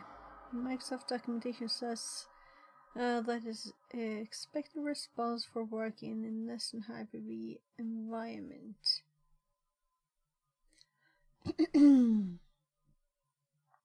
So, the host OS is Linux. I think that is an important detail. Did you try Windows Sandbox Fear to see if it works? It could be just... No. What? No? The host OS is Windows. Why did they think that? I don't know. I don't know where you got the idea. That was just Linux. Sorry, I was confused because of this.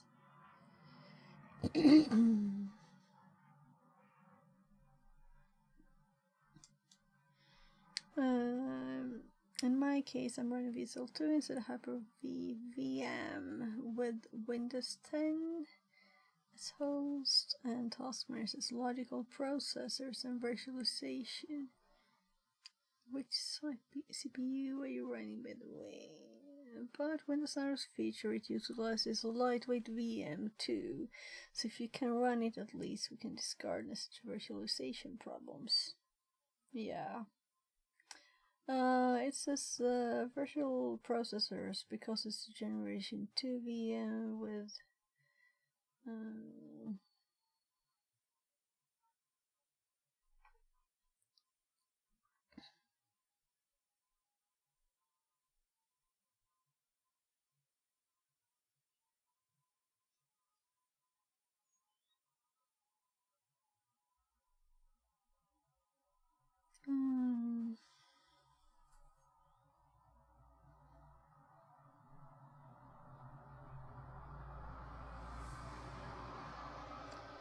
can't enable library feature anymore. It's probably because of a broken install.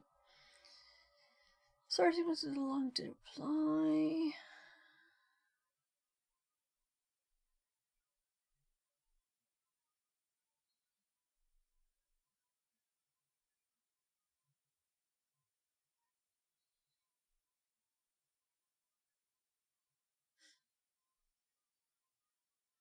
Obviously not great out on the host machine, given virtualization needs to be enabled to run.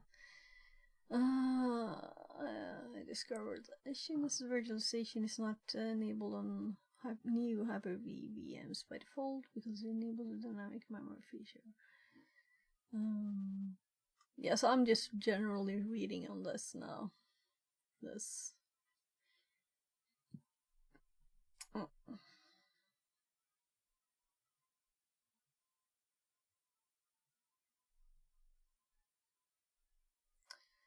If this is off topic, belongs somewhere else, but no. Regarding trying to enable VSL 2 on a Windows 10 running on a Linux host, but the errors I'm seeing is basically the same. Running this command on Windows 10 hosts allow Half-Rise particularly virtual backs to run a VSL 2 enabled on the host also.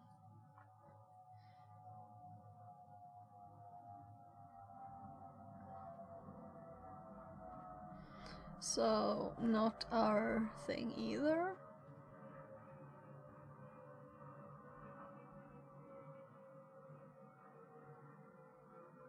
Dreamer407 says smile. Smile.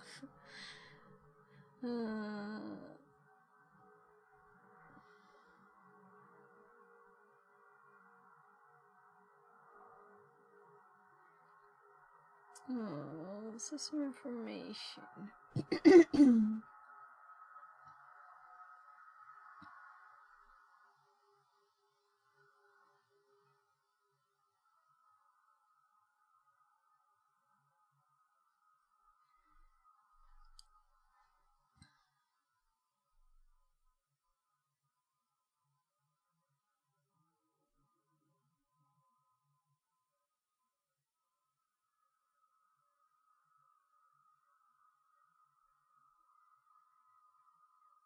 So one reason I want to install my main computer is that I made the horrible mistake of adding my work email to Outlook 2019 or something. And it's like my Windows, my Microsoft account for work is now in my machine. I can't get rid of it. I didn't ask that. Suddenly I was getting messages on my start menu like work-related stuff. From just adding it to Outlook, the email. So annoying. Microsoft, you know. Not to say anything bad about Microsoft, but why? Why? So this, I just clicked the first link, you know. So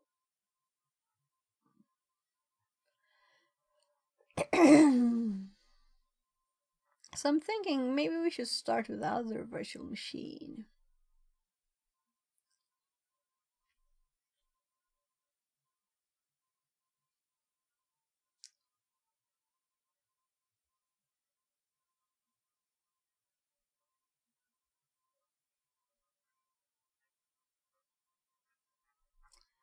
Okay.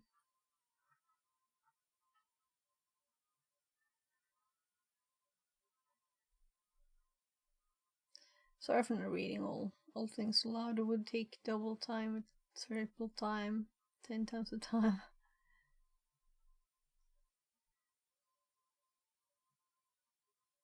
So temporarily fix issues VSL1 instead of 2. Yeah, we could try this as a workaround. Let's see if we can get VSL1 working, right? So let's just CMD admin and go to the notes.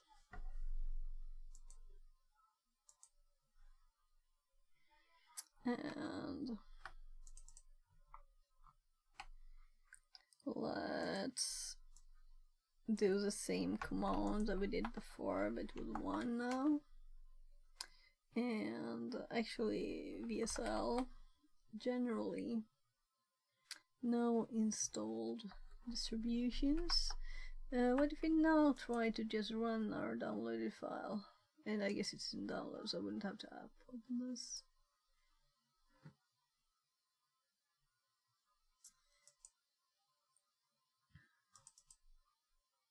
So will we get another message now?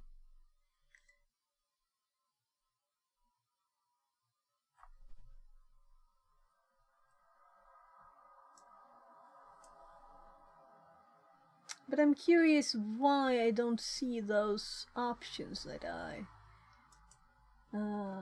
saw before.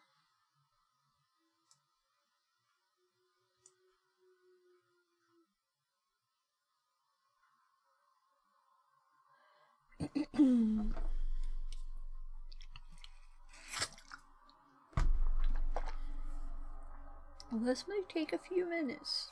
Right, let's make this one big too.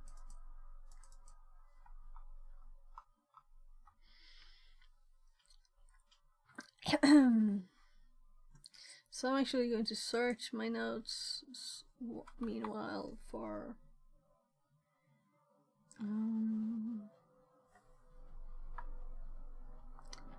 virtually.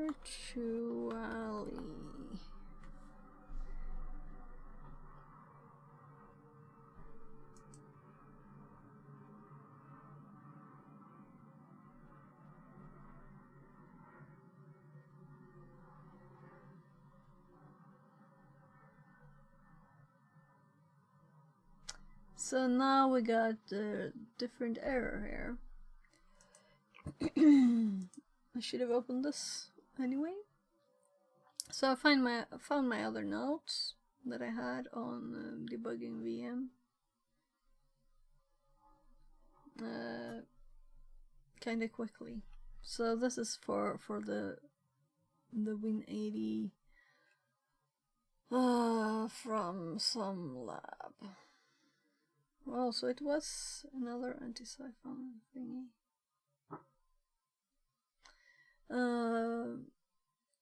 Being works with a bunch of shell fails.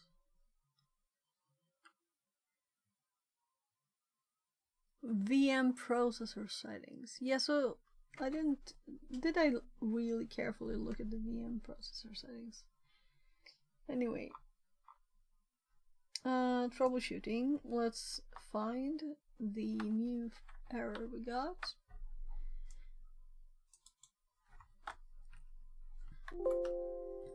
And it's not in here.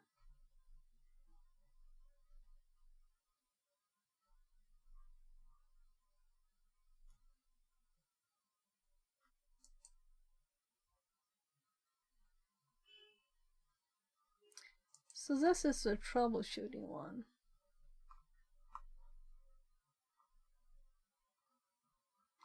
Where our error Aiden was. says, Think I just became single.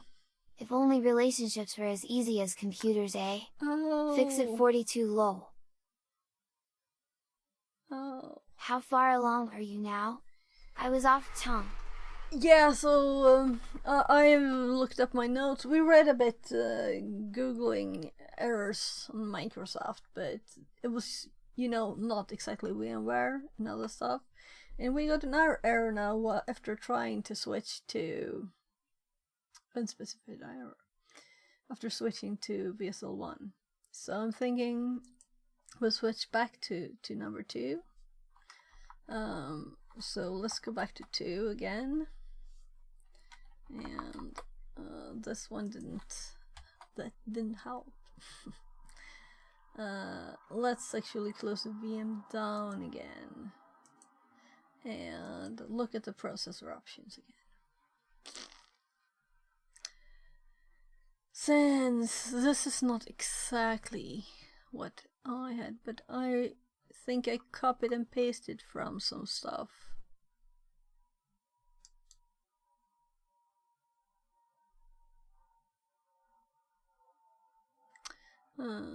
Disable all features that we needed to disable in order to get virtualness, minimalness, virtualization. To get the word we need to disable. So this is a list of things to do with this kind of problem, but we can look at my notes first, what I had.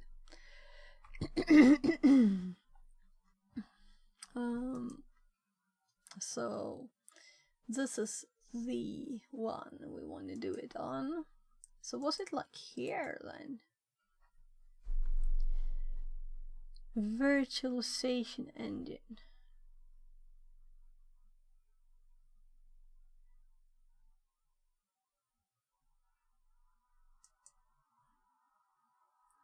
So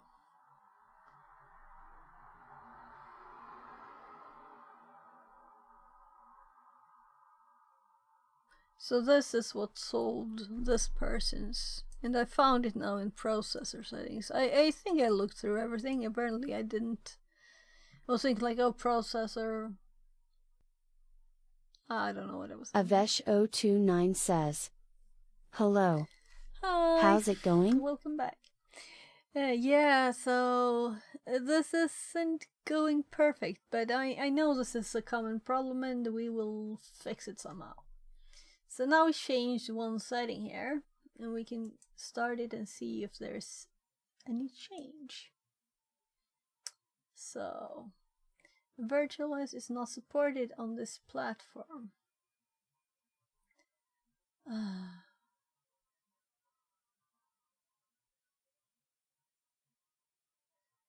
Well, this is a problem, right?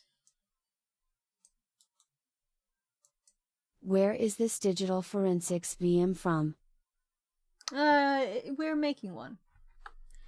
So, it's Windows 10 so far, and we're trying to install VSH 2. So, solved. Oh. Nice. So we have a guide, but they're using totally different stuff than we do. This one has it's VirtualBox. They use Windows Server 2019 instead of Windows 10, and they're using Ubuntu instead of Kali. So it's different. But the rest of the stuff I'm aiming to follow. Let's just see what this video says. Hey guys, in this video I'm going to show you how you can solve this problem on your VMware workstation where you are trying to start a virtual machine and it says virtualized Intel VT-X EPT is not supported on this platform. So I see this error window and my virtual machine is not starting, and when I click yes, it does nothing, right? So let's see how we can solve this problem. So there are a few different ways in which you can solve this problem. The main cause of this problem is that your Hyper-V is enabled and you need to disable that. So to disable your Hyper-V, you just need to search for turn Windows feature on and off in your search bar and choose this option. It says turn Windows feature on or off. You're just going to open this thing. Let's look for that.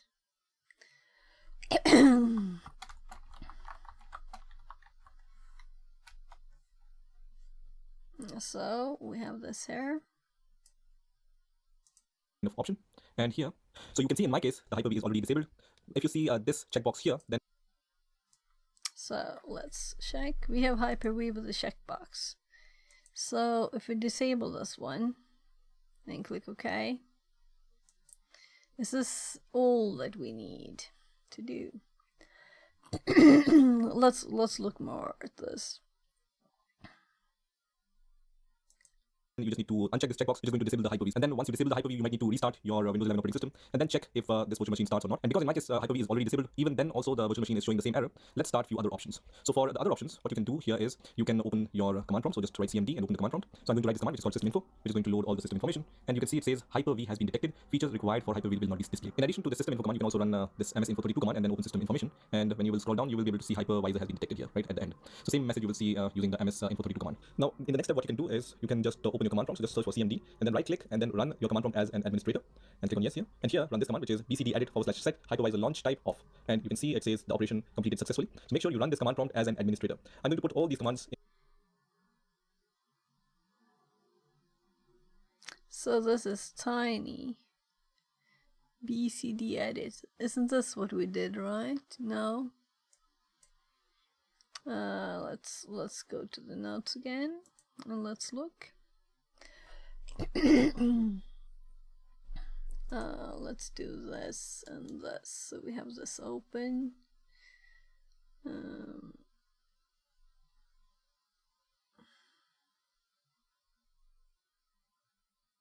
So I found what I was looking for. It was this file. Yes, it was this one. I forgot about this folder.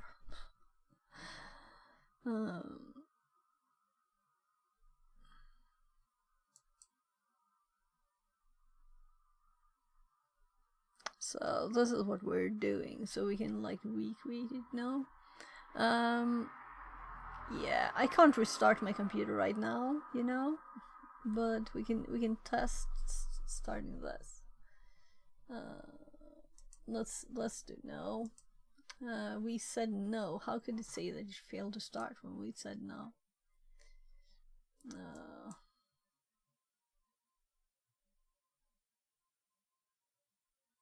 Works and it does not support nested virtualization on this host. And now we did close stuff down, you know.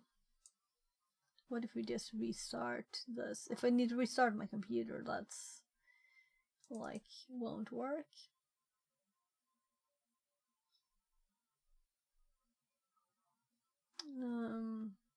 While we're streaming.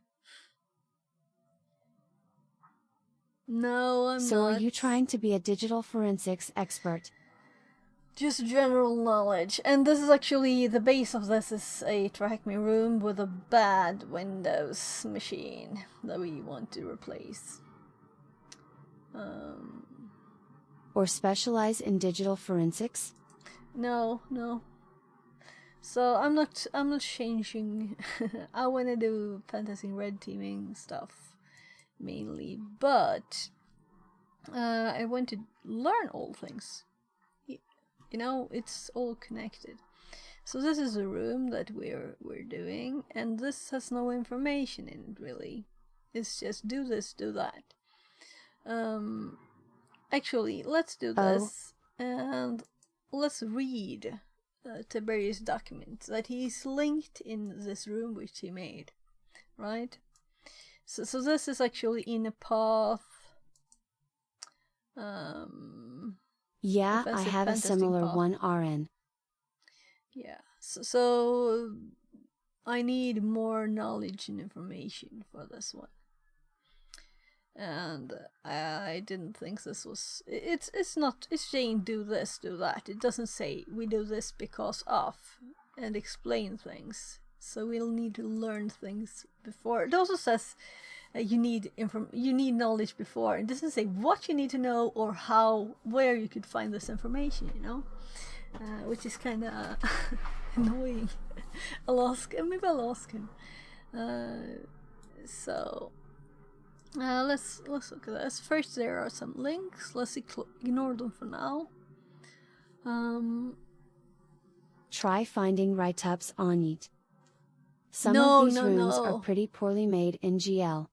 Yeah, I'm not Especially doing any for beginners. write-ups or anything before I learned stuff or tried stuff. So, let's start reading this. So, Immunity Debugger. We also have this page up. We can look at this. Here was Mona stuff, and that was a link from the other stream, right? So, always run Immunity Debugger as administrator if you can. There are generally 2 ways to use Immunity Debugger to debug an application. And also about the virtual machine, I'm not even sure that I want to run a virtual machine inside a virtual machine that is very low. See what I assigned to it, 2 GB of RAM, So we could increase it, but we'll see. We'll see why when we continue reading this too. So I haven't had time to read since yesterday, or I could have read all these documents, but I didn't. There are generally 2 ways to use to debug an application. Make sure the application is running. Open Immunity Debugger and use the file attach the debugger to the running process. Have you tried Hackbox? Yeah, so like a year ago when I started, I looked at that academy and created an account, and it's just gone now. So I created a new one, but I was thinking I didn't do much, only free stuff. But the normal Hackbox boxes I've done a bit on, but not a lot because. Well, I like Try Hack Me. On Hack the Box, you're not alone on the machine, first of all, so some other people can have changed the files, and then on the free ones, and then when you go in there, it's like broken, right? So I'm thinking I'll do all the Try Hack Me stuff first. All the Try Hack Me boxes, you have your own machine, it's nice. You can try Retired Machine XD. Yeah, that's what I've been doing. But yeah, I can't do retired machines. I'm sorry, the opposite. I can only do active machines if I don't pay them, and I can't do those on stream. So that's sad, but it's the way it is. I've heard people actually being thrown out of Hack the Box temporarily because they stream them. So, I won't. So the other way to open Immunity Debugger, then use file open to run an application. This is the way that we used yesterday, as we were following the example there. But we didn't know what we were doing, or rather I didn't know what I was doing, because there was no explanations. So when attaching to an application or opening an application in Immunity Debugger, the application will be paused. Click Run button or press F9. We did this. Note, if the binary you're debugging is a Windows service, you may need to start the application via SC. Okay? Some applications are configured to be started from the service manager, will not work unless they're started by service control. Mona setup. So this was no more information than what we already had. Well, the service bit was new. Mona is a powerful plugin from Immunity Debugger for Immunity Debugger that makes exploiting buffer overflows much easier. Download Mona. So we already had this, and let's see.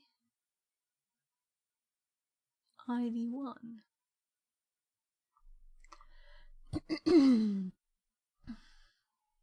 I have to click the link to see what on earth happens.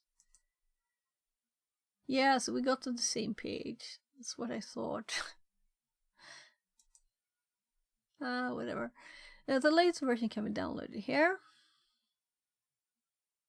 And that's the page we have up here, because we'll read about that too. The latest version can be downloaded here. The manual can be found here. Okay. Manual. I didn't have the manual link. So let's read that later. Annoying with stuff popping up. Copy the MonaPy file to the PyCommands directory of Immunity Debugger. Usually located it. This is good to know. That is actually a Python thingy that's really just used for Immunity Debugger, right? Immunity Debugger PyCommands. In Immunity Debugger, type the following to set the working directory for Mona. And we did this in this track me room, but we didn't get even this much explanation. Fuzzing. The following Python script can be modified and used to fuzz remote entry points to an application. It will send increasingly long buffer strings in the hope that one eventually crashes the application. And these are the scripts that were just in this room that we were supposed to save with no explanation, though we read them and it wasn't very complicated like that. Let's see if it's the same thing.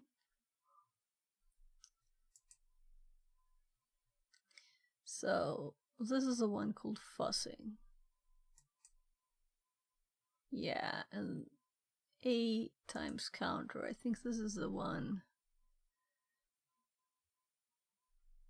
No. We had an A times 100 here. Not a counter though. It's not exactly the same. I'm thinking it's the same lines, but it's not the same thing.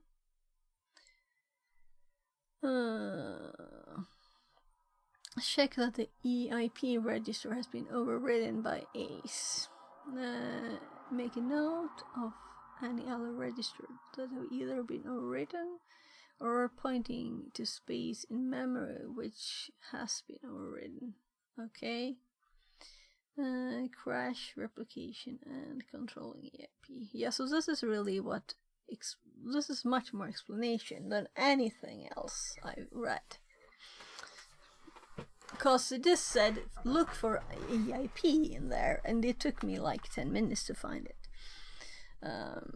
The program is horrible and the text was 6 points. I couldn't read it. Finally I found it.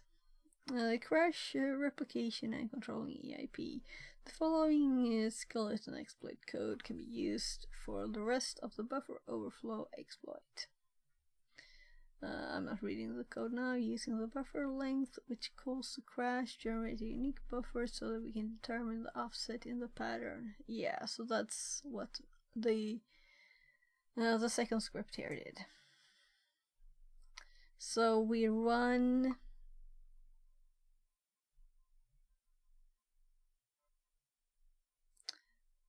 here pattern create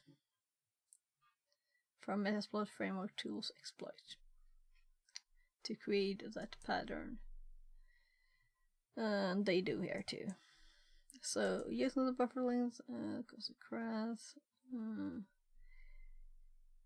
an offset of the pattern which other registers point to. Generate a pattern that is 400 bytes larger than the crash buffer, so that we here this we was told, but not why. This is the why bit, so that we can determine whether our shellcode can fit immediately, right? So now we're getting more information. Why is this not in the track me room? and is 4 years old, the track mirror. So if the largest buffer doesn't crash the application, use a pattern equal to the crash buffer length and slowly add more to the buffer to find space. If a large buffer doesn't crash the application, so a larger buffer, oh, well, I guess buffer was a larger string is not what they meant. Buffer equals, so they mean this. All of it together. And this is where we're supposed to paste all of the generated data from pattern create. So while the unique buffer is on the stack, use Mona's find MSP command with a distance argument set. So this was not in there either. It just said run this this command. It doesn't say why. So I guess we will ask Tiberius if you can please update the track room for the next person. Or are we really supposed to read this before? Then he should say not just this is a place for information. You say read this now. Handy guide to exploiting buffer overflows with the help of Mona. It doesn't say you need to read this before starting the room, right? Otherwise you won't understand what on earth I am saying that you're supposed to type. Well, the unique buffer is on the stack. Use Mona's find MSP. We did the find MSP there, right? This command with a distance argument set to the pattern length, and we had 2000. Note that the EIP offset 112. Yeah. And also these were... we didn't get this kind of view in the room. I'm just comparing so I know what to do later when we were running it. So here we got, let's see, only this. And this is much harder to find than more lines, right? Especially since they're so tiny, you can't make them bigger. Note the EIP offset turn 12, and on the other right 0 points to the pattern, noting their offsets as well. It seems that the ESP register points to the last 484 bytes of the pattern, which is enough space for our shellcode. Create a new buffer using this information to ensure that we can control EIP. Prefix offset overflow times offset. Okay, so we're adding that first. Padding payload C times 600 minus 4. They could have used offset here, right? Because it's... ah, well. Crash application using this buffer makes sure that EIP is overridden by Bs, and that the ESP register points to the start of the Cs.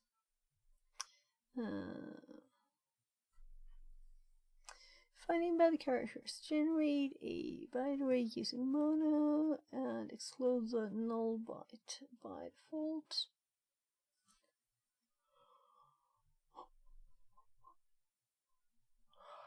Note the location of the byte array bin file is generated. Yeah, so I need even more information than this gives us, but it's better than the room. Now generate string of bad characters that's identical to the byte array. The following Python script can be used to generate string of bad cars or chars from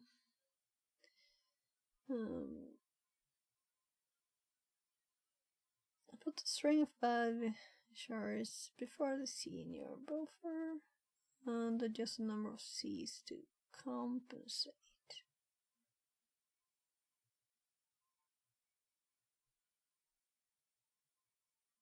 Okay. So they're apparently adding 255 characters here then. Yeah. This one stopped one before.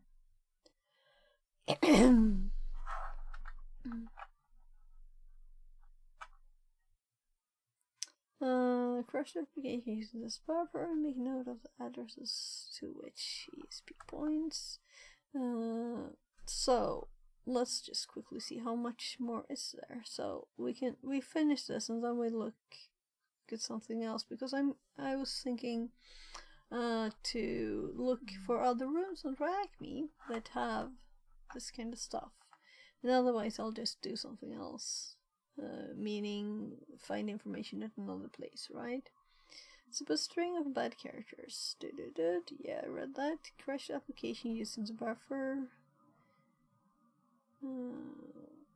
Get into the habit of copying it from the registry each time. Use the Mona compare command to reference the byte rate generated and address to which ESP points. Mona compare. So we need to know more about Mona here.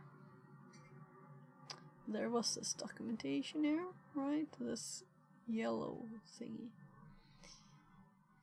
Find a jump point. The Mona JMP command can be used to search for JMP. Jump, I should say, I guess. Or equivalent instruction to a specific register. The jump command will by default ignore any modules that are marked as a rebase. So, what are those then? There's so much information missing here. The following example searches for JMP ESP or equivalent. Return instruction doesn't.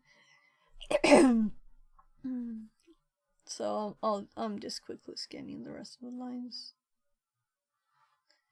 Generator a shell MSFNM. If encounter was used, the present remainder, payload, final buffer, overflow practice. So,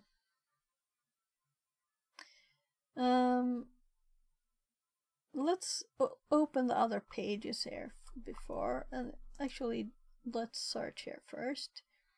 So, learn.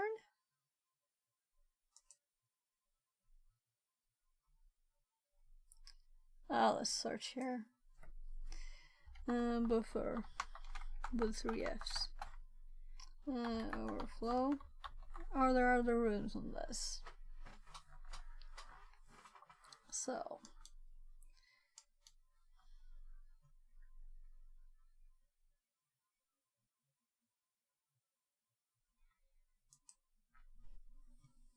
So apparently I started this one, but I haven't done it all. So let's do this one first, and hopefully this will be what we need to get the other room, understand it better. And there's another one, which is tutorial room exploring a CVE for Sudo. So this is like more like a practical example test.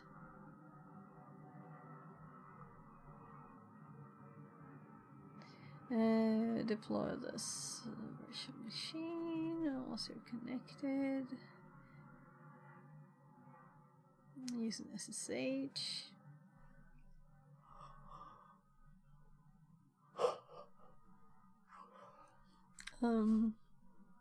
Whichever method you're using, deployed, and then there's actually a room.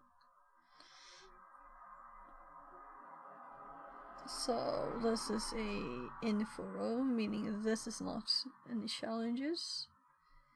So let's start with that room and do this room, right?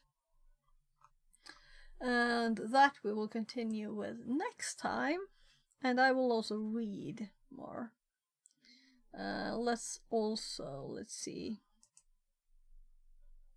I'm thinking I will reset this room. But there's no reason to, really.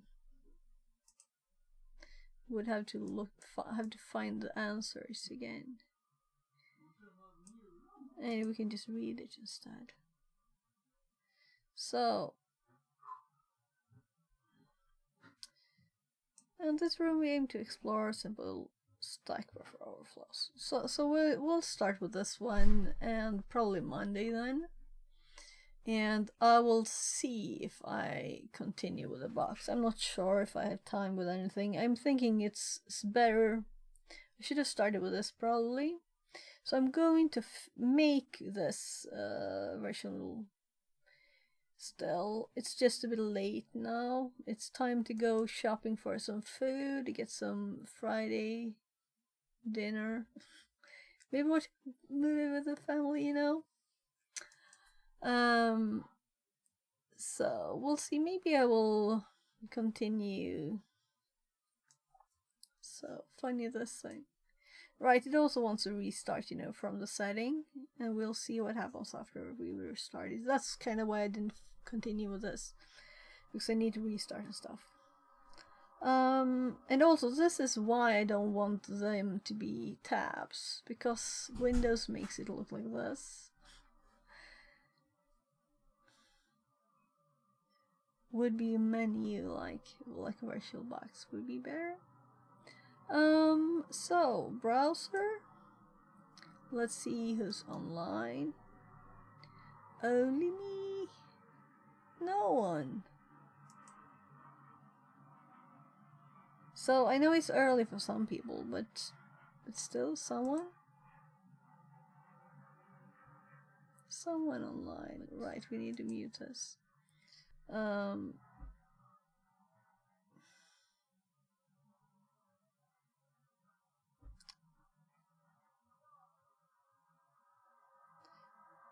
So, who could we raid?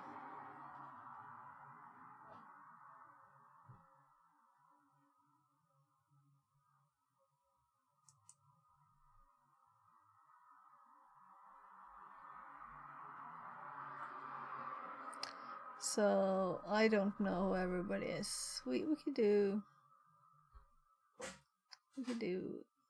Aiden says, fix exception.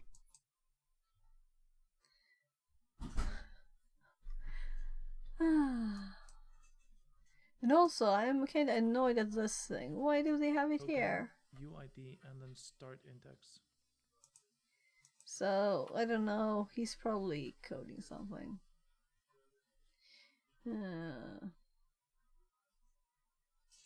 He's working on a VPN all that of the time, right? So, let's just copy. And let's raid. Där. And jag håller på att stänga ner. Jag kommer snart.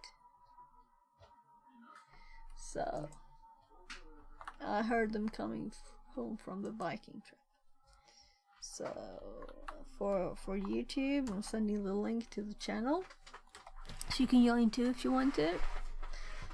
So thank you very much for being here. Very odd stream and not really a...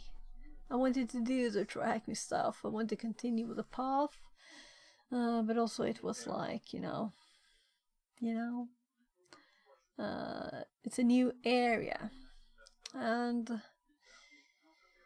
I had started with that other room, but we really track me should have like mentioned do these, at least this room, before you do this, so it should be there at the start. Let's hop back to the room. So here at the start, as you say, before do this room, not just you mightn't. Please note that this room doesn't teach buffer overflow from scratch. So here, add a link. Well, let's suggest it. Bye bye bye bye. Thank you very much for being here. Bye bye.